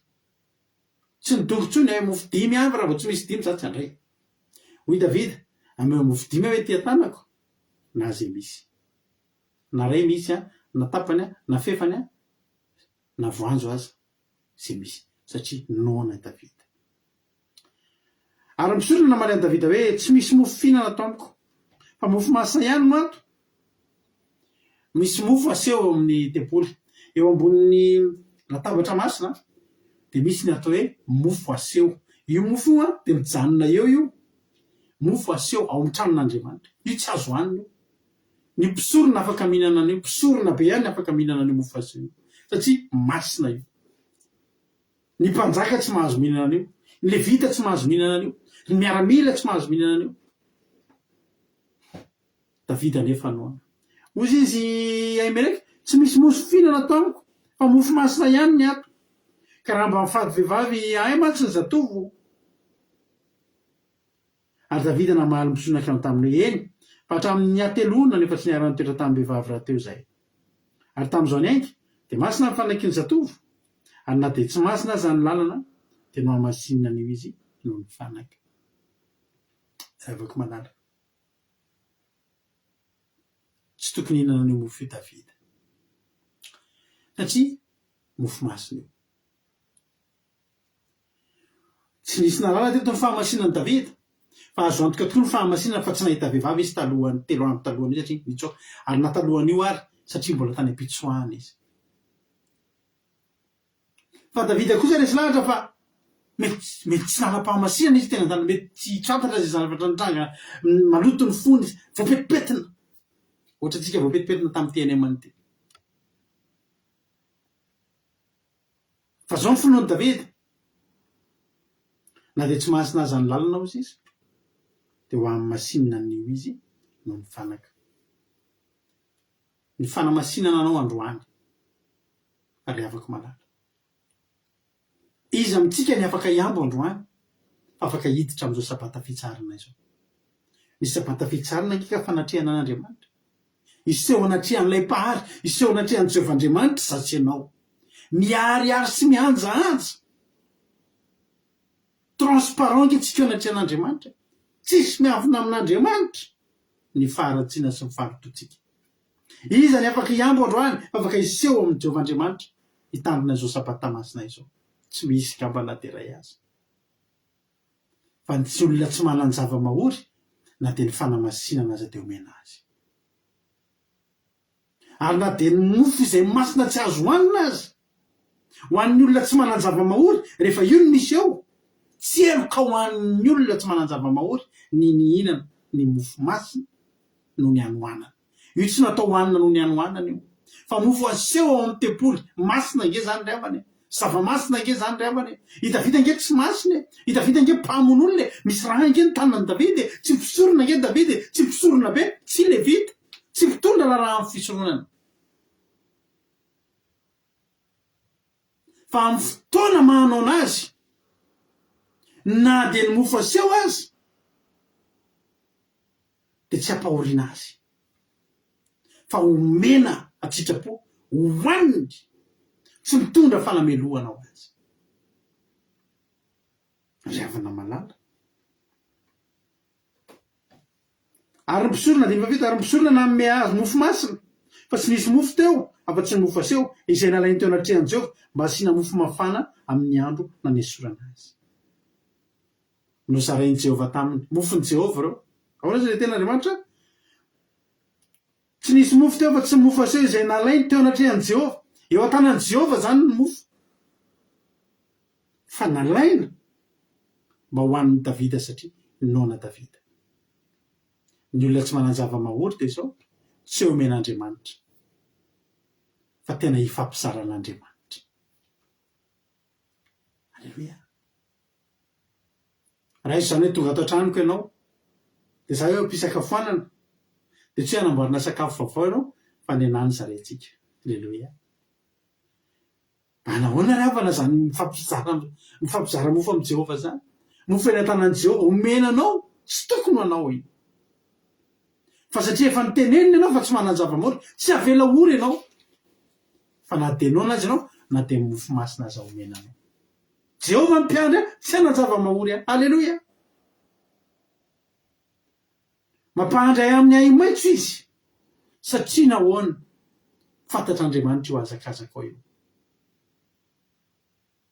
miadana nge zany olona miandry amin'ny ay maitso zany milamina nge zany olona mandry amin'ny ay maitso zany hitanao ny olona mandry zany endriky ny olona mandry amin'ny ay maitso tamin'izany andro zany olona tena farak'izay tahin'ny tompo zany satria tamin'izany tany karakaina tany ngazana mafana be ohatra ny any amin'ny tany ny Arabia any any ny olona manana trano misy pelouse zany any dia hoe tondrahana olona mpanan-karena hoe misy ahitra maniry eo an-tokotaniny dia maniry satria tondrahana foana manana rano anondrahana azy tamin'izany fotoana ela be manan-karena tompoko ny olona amin'ny tany arabo manana pelouse zany any an-tokotany mety tsy haiko mety pelouse ke 10 mètres carré ny ananany dia efa mirehare mihitsy ny olona dia manana pelouse manana ay maitso zay ny olona afaka mandry amin'ny ay maitso zany olona tsy misy ohatr' zany tamin'izany andro tsika mieritreritra hoe zao ty ay maitso daholo misy orty ary natao tokotany zao feno ay maitso dia vao an-tranonay feno ay maitso fa tsy reny le ay maitso tenenina satria reny ananany olona rehetra fa ay maitso any amin'ny toerana tsy tokony ahitana ay maitso any amin'ny toerana feno tisafatsy fasika mahamay sy karobato mahamay no ahitanao ahitra ahitra hitoerana ahitra atoriana andrina tsy ny olona rehetra amin'ny mahitany zany fa ny olona tahian'Andriamanitra ny olona fiandriny Jehova na dia any amin'ny tany mahamay ampandrino amin'ny ay maitso any olona mandry amin'ny ay maitso zany tena tsy fahita zany e fa Davida mampandry ay amin'ny ay maitso izy mitona eo amoron'ny rano fialan-tsasatra izy sarotra hitako zany rano zany ny ranoko edivana tamin'izany mahita rano anao dia na eo misy rameva misotro na misy olona mitondra ny ondry nisotro fa mitina tenena mitondra ay amoron'ny rano fialan-tsasatra anao rery io ianao rery no mitsilaila eo ianao rery no mipetraka eo ianao rery no misotro eo anao io halleloia rehefa Jehova mpiandry anao zany ny ataon'ny Jehova aminao mamelombelona amin'ny fanahy kosa izy mitarika amin'ny lalan'ny fahamarinana noho ny anarana izy ny olona fiandriny Jehova na dia amin'izao andro makarakaina zao ary makarakaina ny faniaram-panangeravana zao fotoana iainantsika zao ny zavatra rehetra jerenao sy ainanao makarakaina ny fanahy daholo alleloia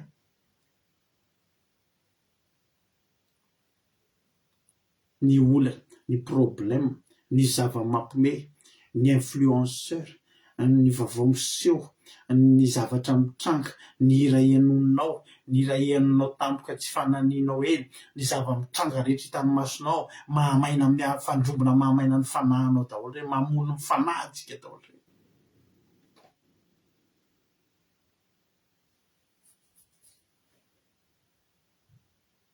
ty fiainana tena tsy maintsy mitady zay hoanina mafy ny fiainana tsy maintsy mandeha miasa mafaty ny fanahy daholo reny ny fandrombona mamono ny fanahy daholo reny ny adina trehany Davida tamin'izany tokony raha misy olona maty ara-panahy dia Davida satria zao tsisy fotoana nivavahana zany aiza ny fotoana ivavahanao ianao mitsoka mpanjaka manenjika sy miaramila firy iza ny ambo am'izany io navita vavaka firy navita fivadikanana fotoam-bavaka sy ny sisa olona tokony ho faty ara-panahy sy mangatsika ara-panahy zany fa tsy anefa ry hava-manala i Davida tsy tratran'izany halleloia satria naninona eny am-pandehanana eny satria Jehova ny mpiandry azy tena amelombelona ny fanahiny Jehova halleloia amelombelona ny fanahinao ny Jehova ry havana amin'izao fotoana ny karakaina sy ny fahamainana sy ny mangatsiahana zao amelona ny ara-panahinao ny betsaka ny zavatra iasan'ny saitsika mampitebiteby mampatahotra mamperikerika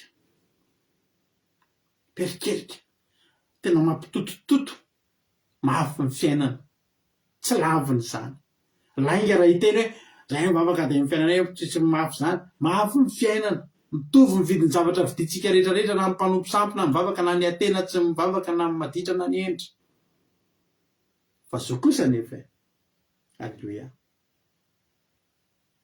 mamelombelona ny fanahintsika izy halleloia tsy resin'le tsy fisimbolana ny ara-panahinao itianao mbola tonga mbola mirehatra sy mbola tian'Andriamanitra tsy nerikerika na le vola iza le sakafo sy ny sisa ny zavatra ray ihany ny fantatrao ray ihany ny nangatanao dia nitoetra ohatran'ny Jehova amin'ny andro rehetra iainanao mbola tadidinao foana sabata androandry halleloia vao maty ny masoandro toy izany hoe ndry anao le hira hoe nizay fa milety ngiabe masoandro izy izy le hira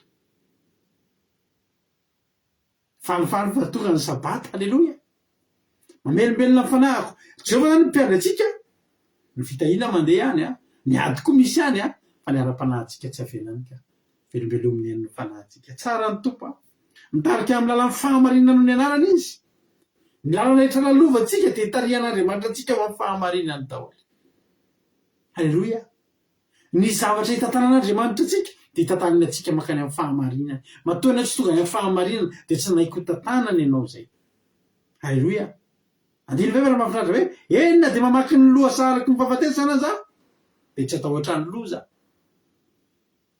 isika zao amin'izao andro iainantsika volana Mai 2026 zao mandalo loha saharaky ny fahafatesana isika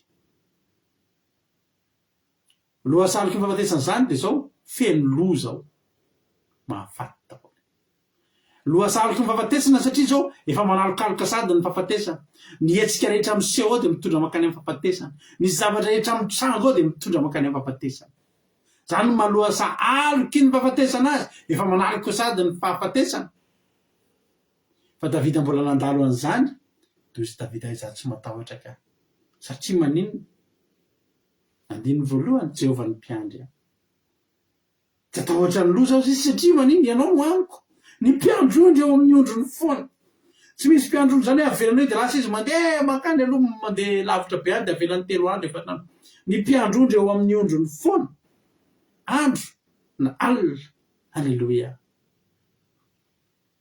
tsy atahotra ny loza izy satria ianao no amiko ny tsorakazo sy ny tehinao no mahafatahotra inona ny tsorakazo inona ny tehina ny tsorakazo ny tehina riavana malala ny mpiandrondry de manana tsorakazo de manana tehana halleloia ny tsorakazo tsy mba hikapohana ny tehana tsy mba hikapohana ny ondry de tsy mba kapohana ohatry ny omby ny mpiandrondry tsy manana karavasy satria ny ondry tsy azo tsy mila kapohana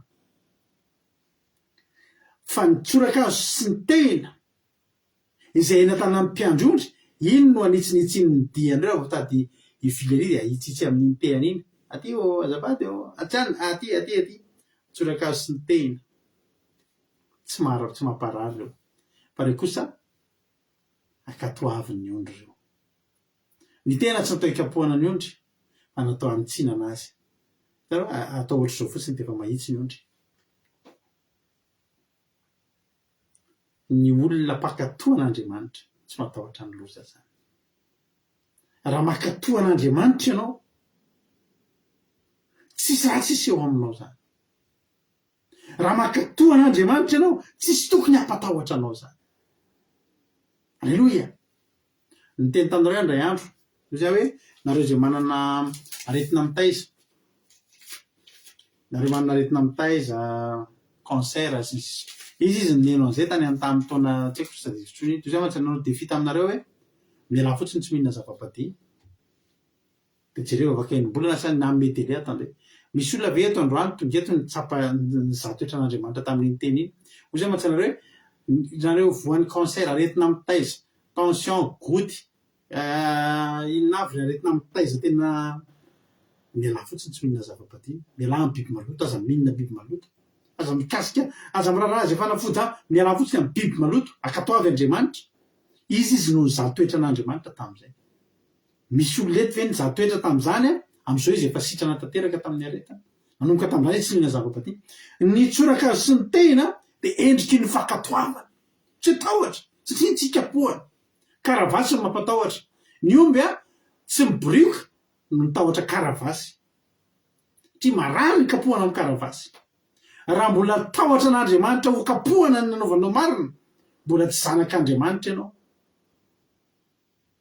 fa ny ondry fakatoavana no ny fitiavana ny mpiandry azy halleloia ianao rehefa tena zanak'Andriamanitra tsy mila kapohana zany ianao de endry fa maninona ny andrikapo tonga ianao de makato fotsiny halleloia ny tsorakazo sy ny tehina reo ny mahafatahotra ny fakataovaka anao tsy efa-Andriamanitra ny Charline vavolombelona zany sotra ny Charline tsy mihinana zava-badina tsono zany ny Charline rehefa 7 taona zao de izy ny tsoro vavolombelona satria naheno an'izay teny zay izy ny tsorakazonao sy ny tehinao reo ny mahafatahotra halleloia mamelatra latabatra eo amin'ny mamelatra latabatra eo anoloko eo masony fahavaloko ianao ina dikan'izany ny fahavalo eo ny ady eo sahan'Andriamanitra ny mamelatra latabatra ho anao sahan'Andriamanitra ny mampiseho amin'ny olona rehetra ny fahavalonao zay fa tezitra reo fa ianao io mbola tahin'ny tompo halleloia ny ady raikitra ihany fa ianao melarina latabatra ary ianao rehefa mihinana eo tsy misy afaka mikitika anao tsy Jehovah namelatra anio mamelatra latabatra eo anoloko eo masony fahavaloko ianao manositra diloilo ny lohako ianao ny olona voaositra diloilo tady dino tantarany Davida rehefa niady tady anomboka ary Goliata miseho manomboka ny satria efa 10 andro Goliata miseho isa maraina sy hariva zany ny 20 zany ao anatin'ry andro indrolo seho maraina sy atoandro alaitsariva mitsanga ny Goliaty hoe iza aminareo niady amiko, iza aminareo niady amiko. Efa nanomboka ny seho Goliaty i Davida nosorany Samoela tany an-tsana tany amin'ny tsisy nahita tany nosorana diloilo. Rehefa tonga amin'izay ny andro faefapolo nisehony Goliaty niova ny tantara satria zao tonga teo amin'ny toerana io le lehilahy anankiray voaositra diloilo ny zara telo avy hatrany ny olona nyseho teo amin'io ady io. Miaramila Filistina, miaramila Israely, zanak'Israely dia ny mpanjaka reo ny karazan'olona telo teo. Miaramila Filistina, miaramila Israely, mpanjakan'Israely dia nisy olona ray tonga. Io indray tsy izatsiza fa io fotsiny olona miositra diloilo. Io ny nasan'ny teny hoe fa inona tsara hoe nomena an'izay mahafaty an'io lehilahy io. Alleloia. Ianao mahatonga anao mbola mataotahotra io soa meva kony sitrana tsy nena zava-padina indrindra tsony misaotra anareo mitsory vavolombelona. Alleloia. Hitanao mahatonga anao mbola osaosa mataotahotra mataotahotra io mbola tsy faositra diloilo ianao. Zao revana malala. Alleluia. Zandry tojo ampatsivy rapitso anaty commencement zandry tojo anao vavaka fisorona diloilo tsika rapitso. Alleluia. Ao anatin'ny commencement angataka amin'Andriamanitra tsika idiloilo masina irotsaka anositra tsika vaovao ndray anavao fanosorana diloilo ndray Jehova dia mitsangana avy eo ianao, mitsangana avy eo amin'ny commencement eo ianao, tsy azo atao andrindrinina tsony ianao, lany aiky ny fahavalonao. Tsika ho azy tsara fiomanana tsara fiatrehana. Alleluia. Patsivinareo zay rapitso anaty commencement anao tonombavaka manokana isika iositra diloilo isika. Tsy isy diloilo zaray reto hoe menaka avy an'Israely tsy zay fa ao anatin'ny vavaka ao isika angataka ny herin'ny fanahy masina isika angataka ositra vaovao ndray anositra diloilo vaovao atsika ndray ny tanan'Andriamanitra. Alleluia. Amen. Sotra lala tojo zay anjara asan'ny tojo mantsy zay. Alleluia. Ataon'ny gropy tsy tara mihitsy ny anina pasitera Zadino. Alleluia. Zay mampionina mampapatsiahan le toriteny le teniteny otakitsika. Fa ankoatra ny teny otakitsika dia fitakitsika amin'ity teny androany ity dia ny diloilo vaovao osoran'Andriamanitra. Ao anaty commencement daholo ny anateterahantsika an'izany. Alleluia. Ny ten'Andriamanitra hoe manositro diloilo ny lohako ianao ny kapokako feno dia feno. Manana kapoka ianao eny an-tananao eny. Manana kapoka ianao eny an-tananao eny. Raha atsasany kapoka ny olona mora kivy mahita hoe à moitié vide io izy dia ny olona manam-panatenay teny hoe à moitié plein io. Fa ianao raha pitso tsy à moitié vide tsy à moitié plein fa raha pitso ianao anakopy tena plein. Alleluia. Tena ho feno kapoka ameno kapoka atsika ndray Jehova raha pitso amin'ny alalan'ny vavaka maharitra sy ny vavaka mahery vaika dia samy ho feno daholo ndray ny kapokako feno dia feno. Eny tokoa. Alleluia. Andininy fahaenina izay tena anisan'ny tena hery sy tena hoe mahafinaritra indrindra amin'ity verset ity dia io teny eny tokoa fahasoavana sy famindrapona anaraka amin'ny andro rehetra iainako. Amin'ny andro rehetra iainako na mpiandrondro Davida, na miaramila Davida, na mpitsokady Davida, na mpanjaka Davida dia zao ry havana malala nisy zavatra re tsy niova teo amin'ny fiainana Davida. Fahasoavana sy ny famindrapona nanaraka anazy foana. Alleluia. Nanaraka anazy teny foana. Ianao tokony hanaraka anao andro aman'alina amin'ny fotoana rehetra amin'ny fotoana rehetra ny fahasoavana sy ny famindrapona ahafahanao mamaky vaky an'ity fiainana ity. Ilainao zany. Eno izy dia toetra antsoan'ny Jehova andro lava ao. Alleluia. Raha azonao rehetra iso ho aiza tsony moa ianao. Normal be Davida raha nitoetra ohatran'ny Jehova andro lava satria tsy zavatra tsara ny hitany tao. Tsy misy zavatra sy tombo tsoa ny hitany tao. Zarevana malala miaraka amin'ny Jehovah-Andriamanitra ny ahitanao eto anafoana mandraky tiany androany dia satria tsy mbola nahita afa-tsy zavatra tsara amin'ny fiarahako amin'Andriamanitra, mbola tsy nahita afa-tsy zavatra tsara ka nahoana tsy toetra ohatraniny tsara sady mpanao tsara ny Andriamanitra zay ivavahako ho tahin'ny tompony antsika rehetra. Mino fa voarenao zay afatra zay, mino fa voarenao ny afatra antsika androany anjaranao ary androany mizara fahatsapana hoe inona ny voarenao na revenao. Alleluia. Ino ny kantoko radio aky radio tsy voatery zay efa mpizara reo ihany mizara fa na ianao voaniditra teto androany ary miantso ana amin'ny kantoko messenger io ianao Alleluia. Dia ampidirina amin'ny fantany ianao dia asiana sarinao. Alleluia. Izy ary no iantso, izy ary mizara fahatsapana voalohany ndao metsika azy ny fitenenana misokatra anao ny micro Alleluia. Dia ambarao zay nakasika anao androany ambarao zay hitanao fa nahafaly anao napaily anao izay tena mba voarenao tanatin'ny fonao androany. Alleluia. Dia zarenao aminay rehetrarehetra fa zay koa mba mangetaheta mba hizaranao zany hoe inona ray arahoana ndray re zao fomba mahandrana vavintsika Aingodrina Rodriguez an'izany toriteny androany zany. Aingodrina Rodriguez mihaino anao ary zay anao ny fitenenana. Mankasitraka indrindra pasteur name fitenenana dia hiteny tokoa moa zany Rodriguez. Mankasitraka anao tamin'ny ten'Andriamanitra tena nampianatra be mihitsy sady mampahery be dia ny zavatra tena nakasika be an'androany dia hoe Jehovah ny mpiandry antsika dia tsy hanan-dava-mahory tsika.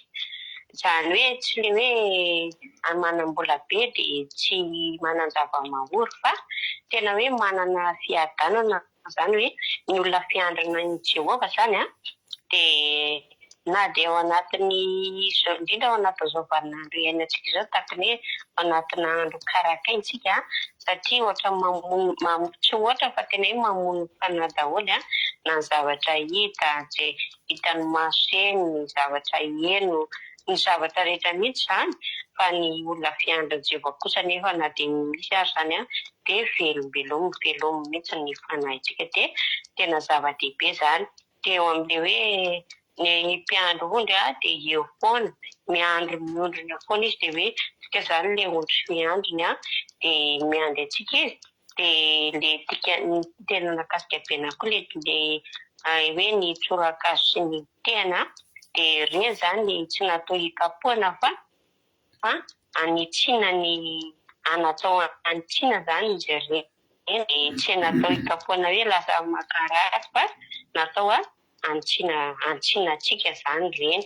Dia tian'Andriamanitra tsika mankatoana azy izay koa zany tena hevitra le hoe tsorakazo ny tena dia miendrika ho fankatoavana an'Andriamanitra dia amin'ny alàna fankatoavantsika an'Andriamanitra dia tena hoe ao anatintsika tokoa le hoe fahasambarana ary ao anatin'izany dia tsy tokony hanatahotra tsika rehefa Jehovah mpiandra antsika na hoe betsaka ny zavatra olana sy ny ady lalovana fa rehefa Jehovah no mpiandra antsika dia tsy tokony hatahotra tsika fa ny fian'izany dia hoe mila mankatoa tsika, mila mankatoa an'Andriamanitra dia izay nahatonga antsika tsy hanan-java-mahory eo amin'ny fiainantsika. Dia izay nakasika pasteur dia mankasitraka indrindra fahiny Jesosy. Alleluia. Amen.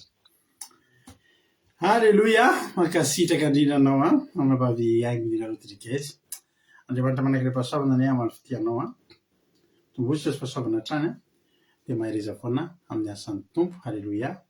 Dia misaotra indrindra ny amin'ny fandraisana anjara mankasitraka indrindra ampiditra olona hafa manaraka indray tsika ao nandray ary fa moany rahalatojo ny famotinana androany aloha metsika azy ndray fitenena ina indray any ny azonao ambara ina ny azonao lazainy.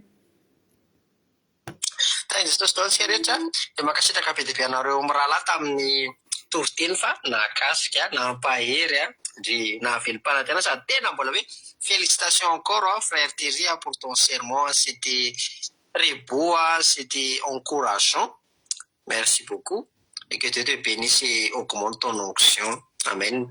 Ny tena nakasika na voalohany le fijoroan'ny vavolombelona anazy tena nahakasika kely hoe ny vadiny koa niexa maty tamin'ny hoe resaka aretina amin'ny rà fa rehefa avy eo nefa nahitany sokisoameva izy dia tena hoe coïncidence samy narary aretina rà fa nefa sokisoameva sitrany satrinany iny ka sokisoameva tena nivavaka fa le ray zany kristianina ihany tsy hay moa ny finoany fa tsy tena niaina n'le finoana zany fa tena tsara zany hoe tena mahagaga zany hoe samy aretina rà fa ny ray sitrana dia ny ray maty dia tena hoe ngeza be zany aloha mivavaka alleloia dia tena nahafinaritra hoe tonga teto izy tena nahakasika dia nahakasika na faharoa le tenen'ny paster hoe mitsorakazo sy ny tena tsy hoe ikapohana fa natao antsina alleloia dia iny ny akatoavy ny ondry dia makatoa ny ondry dia ohatran'izany koa ny amin'Andriamanitra tena ataon'Andriamanitra fotsiny mba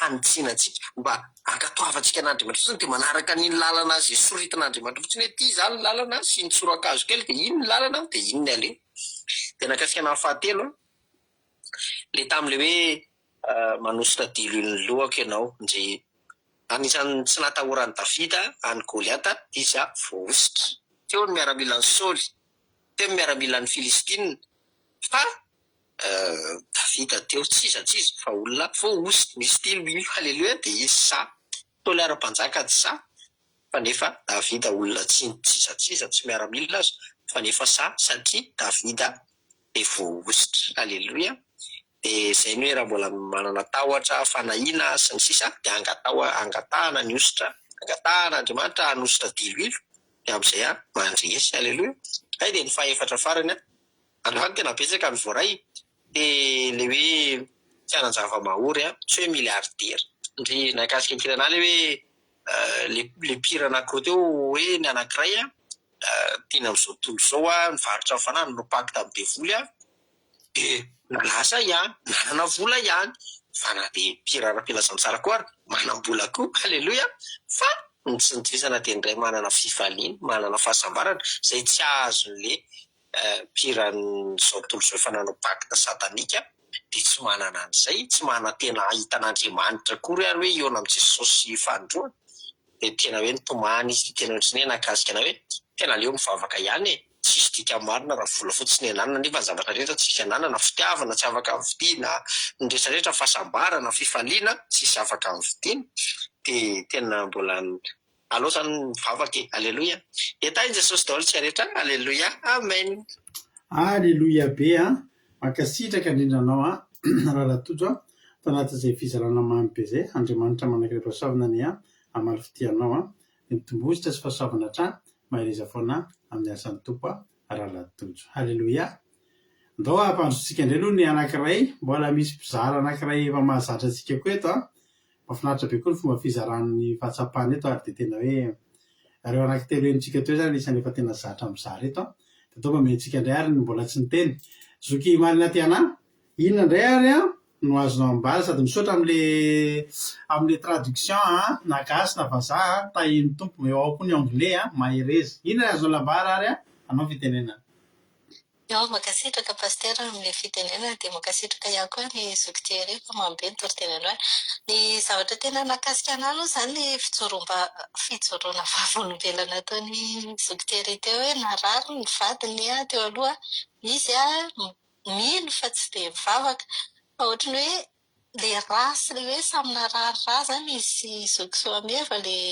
vadiny efa maty zokisoameva dia ohatrany hoe misy fifandraisana ino izy dia tena ohatrany hoe iny nitarika anazy ohatrany hoe zany rehefa niaraka tamin'ilay vadiny tsy dia nino izy tsy hoe tsy nino fa tsy dia mivavaka izy dia tsy dia tena tao anatiny ihany koa ohatrany hoe fitaritana anazy andeha hivavaka ilay izy dia izy ilay niteny hoe mino fa indray andro any ho tonga eo anatrehan'Andriamanitra dia ohatrany hoe nakasika be anazy izay tenin'izay dia nakasitraka anazy amin'ny fijoroana vavolombelona dia faharoa manaraka an'izay ilay tenen'ny pastera hoe ataky ny mampiandry ondry an'i Davida dia Jehovah miandry atsika zany miandry zavatra ety ambony ety mety miteniteny olona tsy hoe miteny olona moa zany tsika fa mitarika olona miandry olona fa Jehovah miandry atsika Ny ohatran'ny tena nakasika be zany izay hoe feno ny fitantanan'Andriamanitra, mety hoe zanatsika ny tantanantsika, mety hoe olona mpiara mivavaka amintsika sy ny sisa fa izay mifahazahoaka an'ilay izy feno ny fitantanan'Andriamanitra antsika, mety misy andraikitra be tsika ety ambonin'ny tany fa Jehova ao ambony ao miandry antsika koa, izy manome fiadanana antsika, izy manome fahafam-po antsika, na dia karaikina aza amin'ny fiainana amin'izao aza-kivy zany tsika, dia ninina mitranga dia mahireza foana ao amin'Andriamanitra ohatran'ny Davida izay zany nidirako amin'ilay point faharoa hoe miova be mihitsy ny identité an'i Davida isaky ny mihetsika, lasa izy mpiandrondra, lasa izy mpiady, mbetika izy lasa mpanjaka, fa napetra ny teo amin'ny fiainany foana Jehova dia nahita famindrapon'Andriamanitra foana izy na nandalo ady ninina ny tranga, tsisy mofo izy dia tsy sakafo izy dia nahazo sakafo izy, tsy nomelohan'Andriamanitra mihitsy izy tamin'ireny, na nandainga ary izy tsy nomelohan'Andriamanitra izy satria efa napetrany teo an-tanan'Andriamanitra ny fiainany, dia tsika koa tokony hanao ohatra izay. Dia fahatelo farany ny fifikirana amin'Andriamanitra dia mahatonga antsika ahafantatra bebe koa ny tsiambaratelon'ny hery sy ny fahavelomana ara-panahy. Tokony hatsamintsika izany ny fijerijerevana zavatra. Mety hoe tsy na ihany koa tsika mijerijery mahita an'ilay izy eny amin'ny Facebook sy eny amin'ny réseaux sociaux eny, fa tokony hatsahatsahatra antsika izany ilay izy ao anatin'izao fotoana izao. Dia mankasitraka dia vao daholo dia taindony pasitera dia rapitsitsika rehetrarehetra maheno vaovao ny pasitera ao amin'ny commencement. Taindony. Alleluia, tahin Jesosy misaotra betsaka mamy be mihitsy ny fizarana fahatsapany, tena misaotra n'ireo terimena-dava, mamy be mihitsy ny fizarana fahatsapany. Andriamanitra manam-pahasoavana anie amaly fitianareo dia mitombo ositra sy fahasoavana trany ary mahireza foana amin'ny asan'ny tompo. Alleluia, ranabavy isany sy rahalahy isany dia Jesosy amaly fitianareo hatrany an-trany. Alleluia, anao iraray ary tsika dia vavatsika amarina ny fotoana aorianan'izay. Indany ny irany fanaraka amin'izany.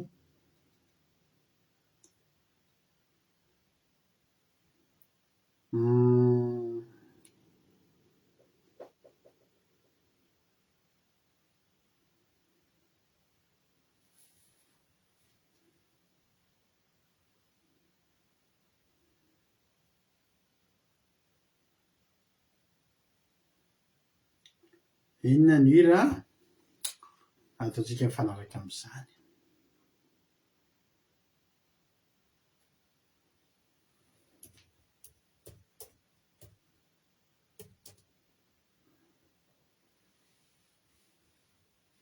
Ny hira rentsika anatin'izany tsika hivavaka sady hivavaka ho an'ny firenena ihany koa.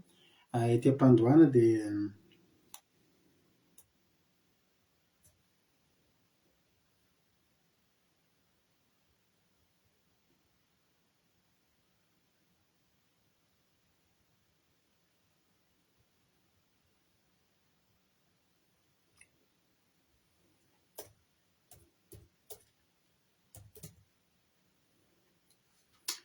loatantsika tira ty. Tsika rera dia mila miaina ao ambany iratry ny tsoto. Manomboka tany mitsodranotsika tamin'ny voalohany hatramin'ny tao anatin'ny toriteny dia raha ny antsarina dia tokony Jehova no mpiandry antsika, dia tokony Jehova no hialofantsika. Andao solontsika hira hafa andao solontsika Jehova.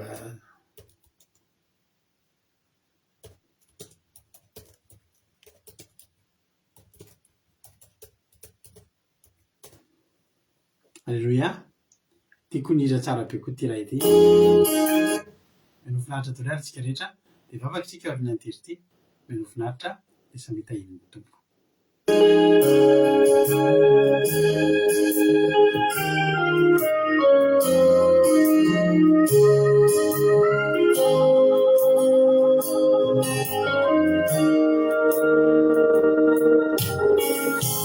Jehovah, tu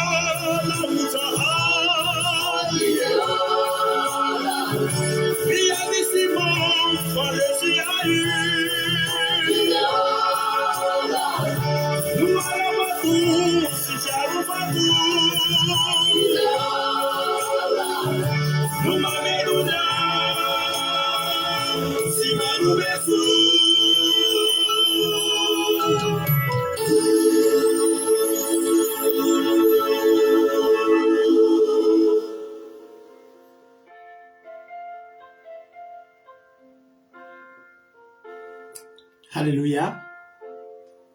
Dia mbola tsy mitsaritsy ny misaotra anao zay Jesosy malalany amin'ny fatateran'ny fotoana teto androany.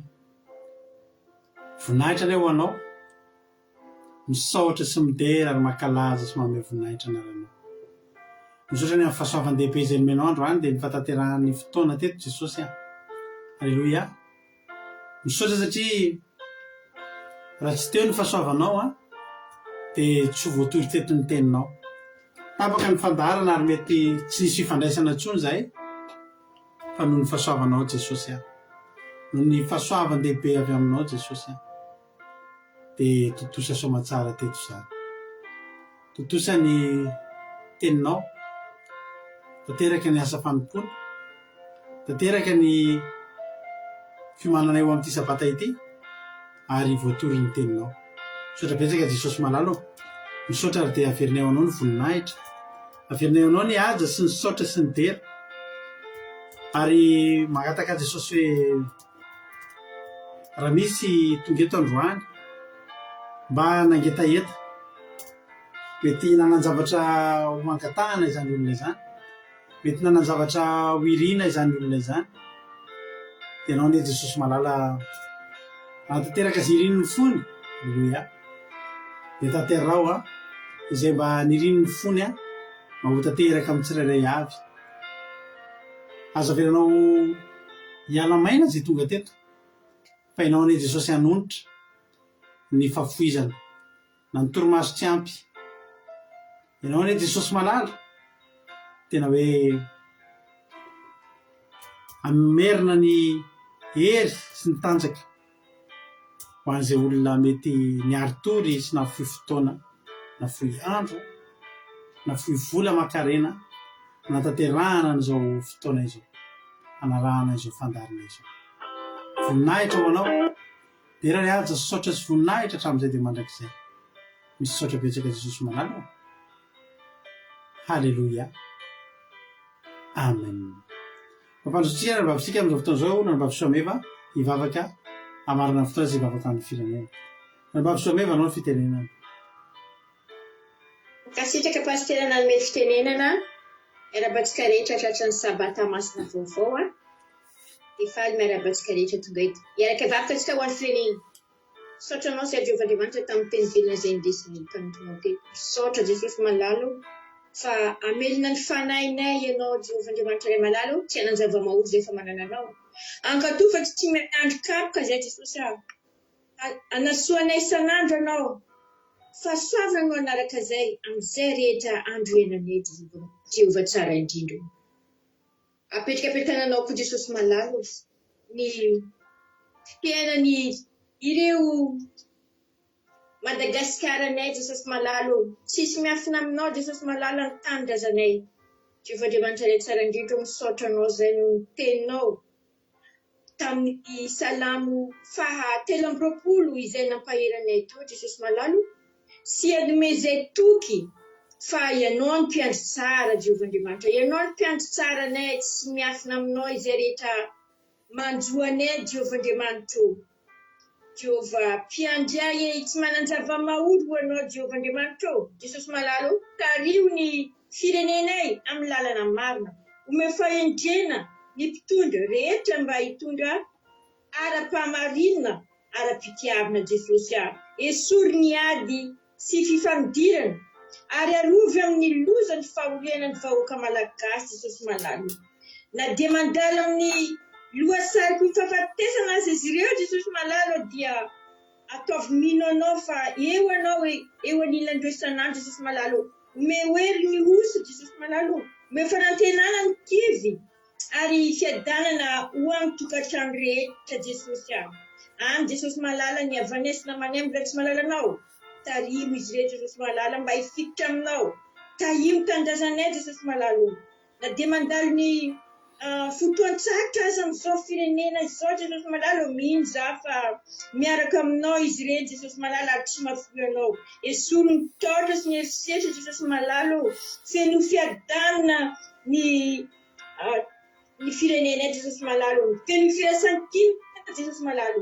Na dia mamakivaky ny aloko fahafatesana azy izy ireo Jesosy malala dia tsy ataotra ny loza izy ireo fa anao miaraka amin'izy ireo Jehovandriamanitra. Jesosy malalo arovy ny tanora ny ankizy ny ray aman-dreny ireo marefirehetra koa Jesosy malalo. Aoka ny fahasoavanao anorina izany firenena izany, anarina isanandro Jesosy malala ny firenena izany fahasoavana avy aminao irotsaka isanandro isanandro.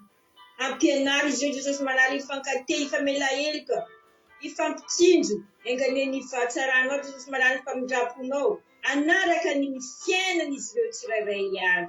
Zany rehetra zany angatany aminao Jehovandriamanitra ray malala toko sabato amin'ny anaran'i Jesosy Kristy mavonjy ho anao rery ihany dera sy finaritra fa ho anay kosa fitahena fahasoavana valiny bavaka fedana-po-fedanan-tsaina.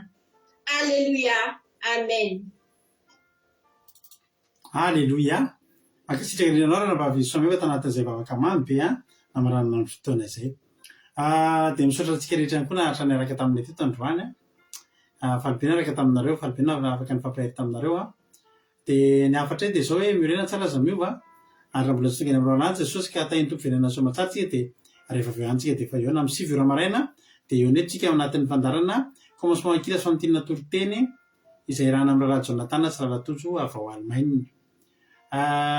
Akila dia eo mbola mandeha foana andro manalina afaka ianonao tenin'Andriamanitra sy hira ihany koa ara-pilazantsara. Akila dia eo point radio1d345.com radio1d345.com misy ohatran'izay adiny 3 amin'ny 7:07 maraina amin'ny 7:07 ralina mandeha andro manalina 24 heures sur 24 heures. Dia tahiny tompo ary tsika rehetrarehetra vita ny commencement akila raha pitso amin'ny folo sasany eo dia miditra anaty commencement isika anaty Zoom izany mantanterahana zany.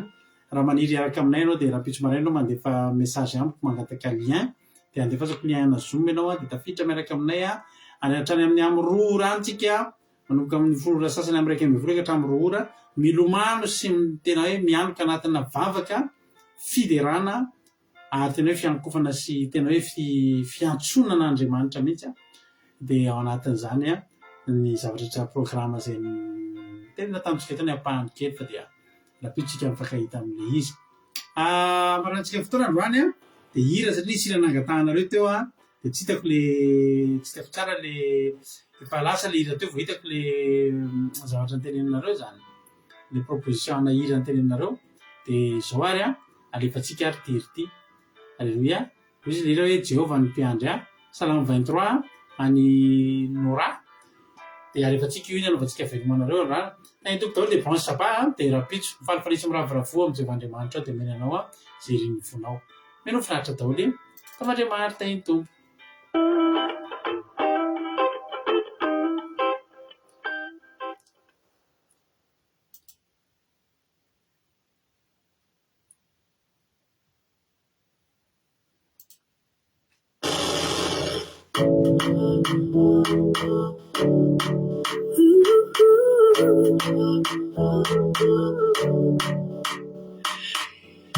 Ele que não me faz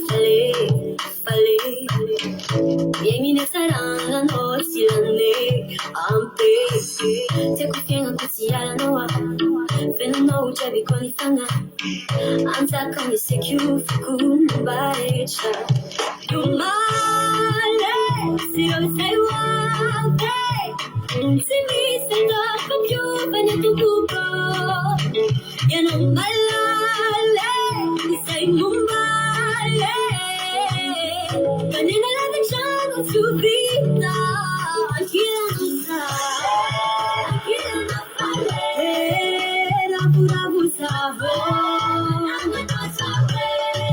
Akira no Akira nafale Rapura busamana no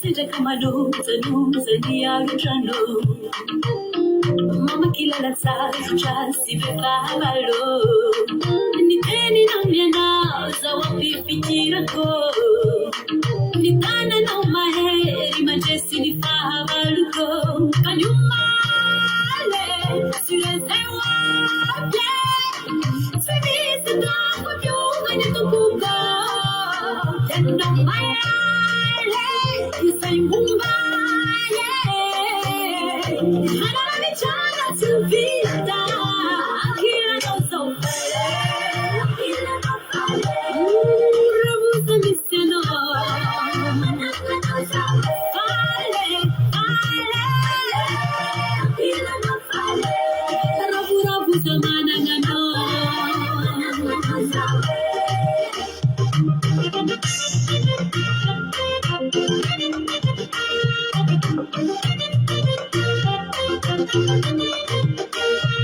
Nengi kila no mafari fare Nengi de saranga no silande La sente kama luza ni alujando Nisura kasuna mahamba taucha Kana wisilusa Nama kia Si hana taba mahuria Kila no son fale Kila no fale Rabusa miseno Manaka no sa fale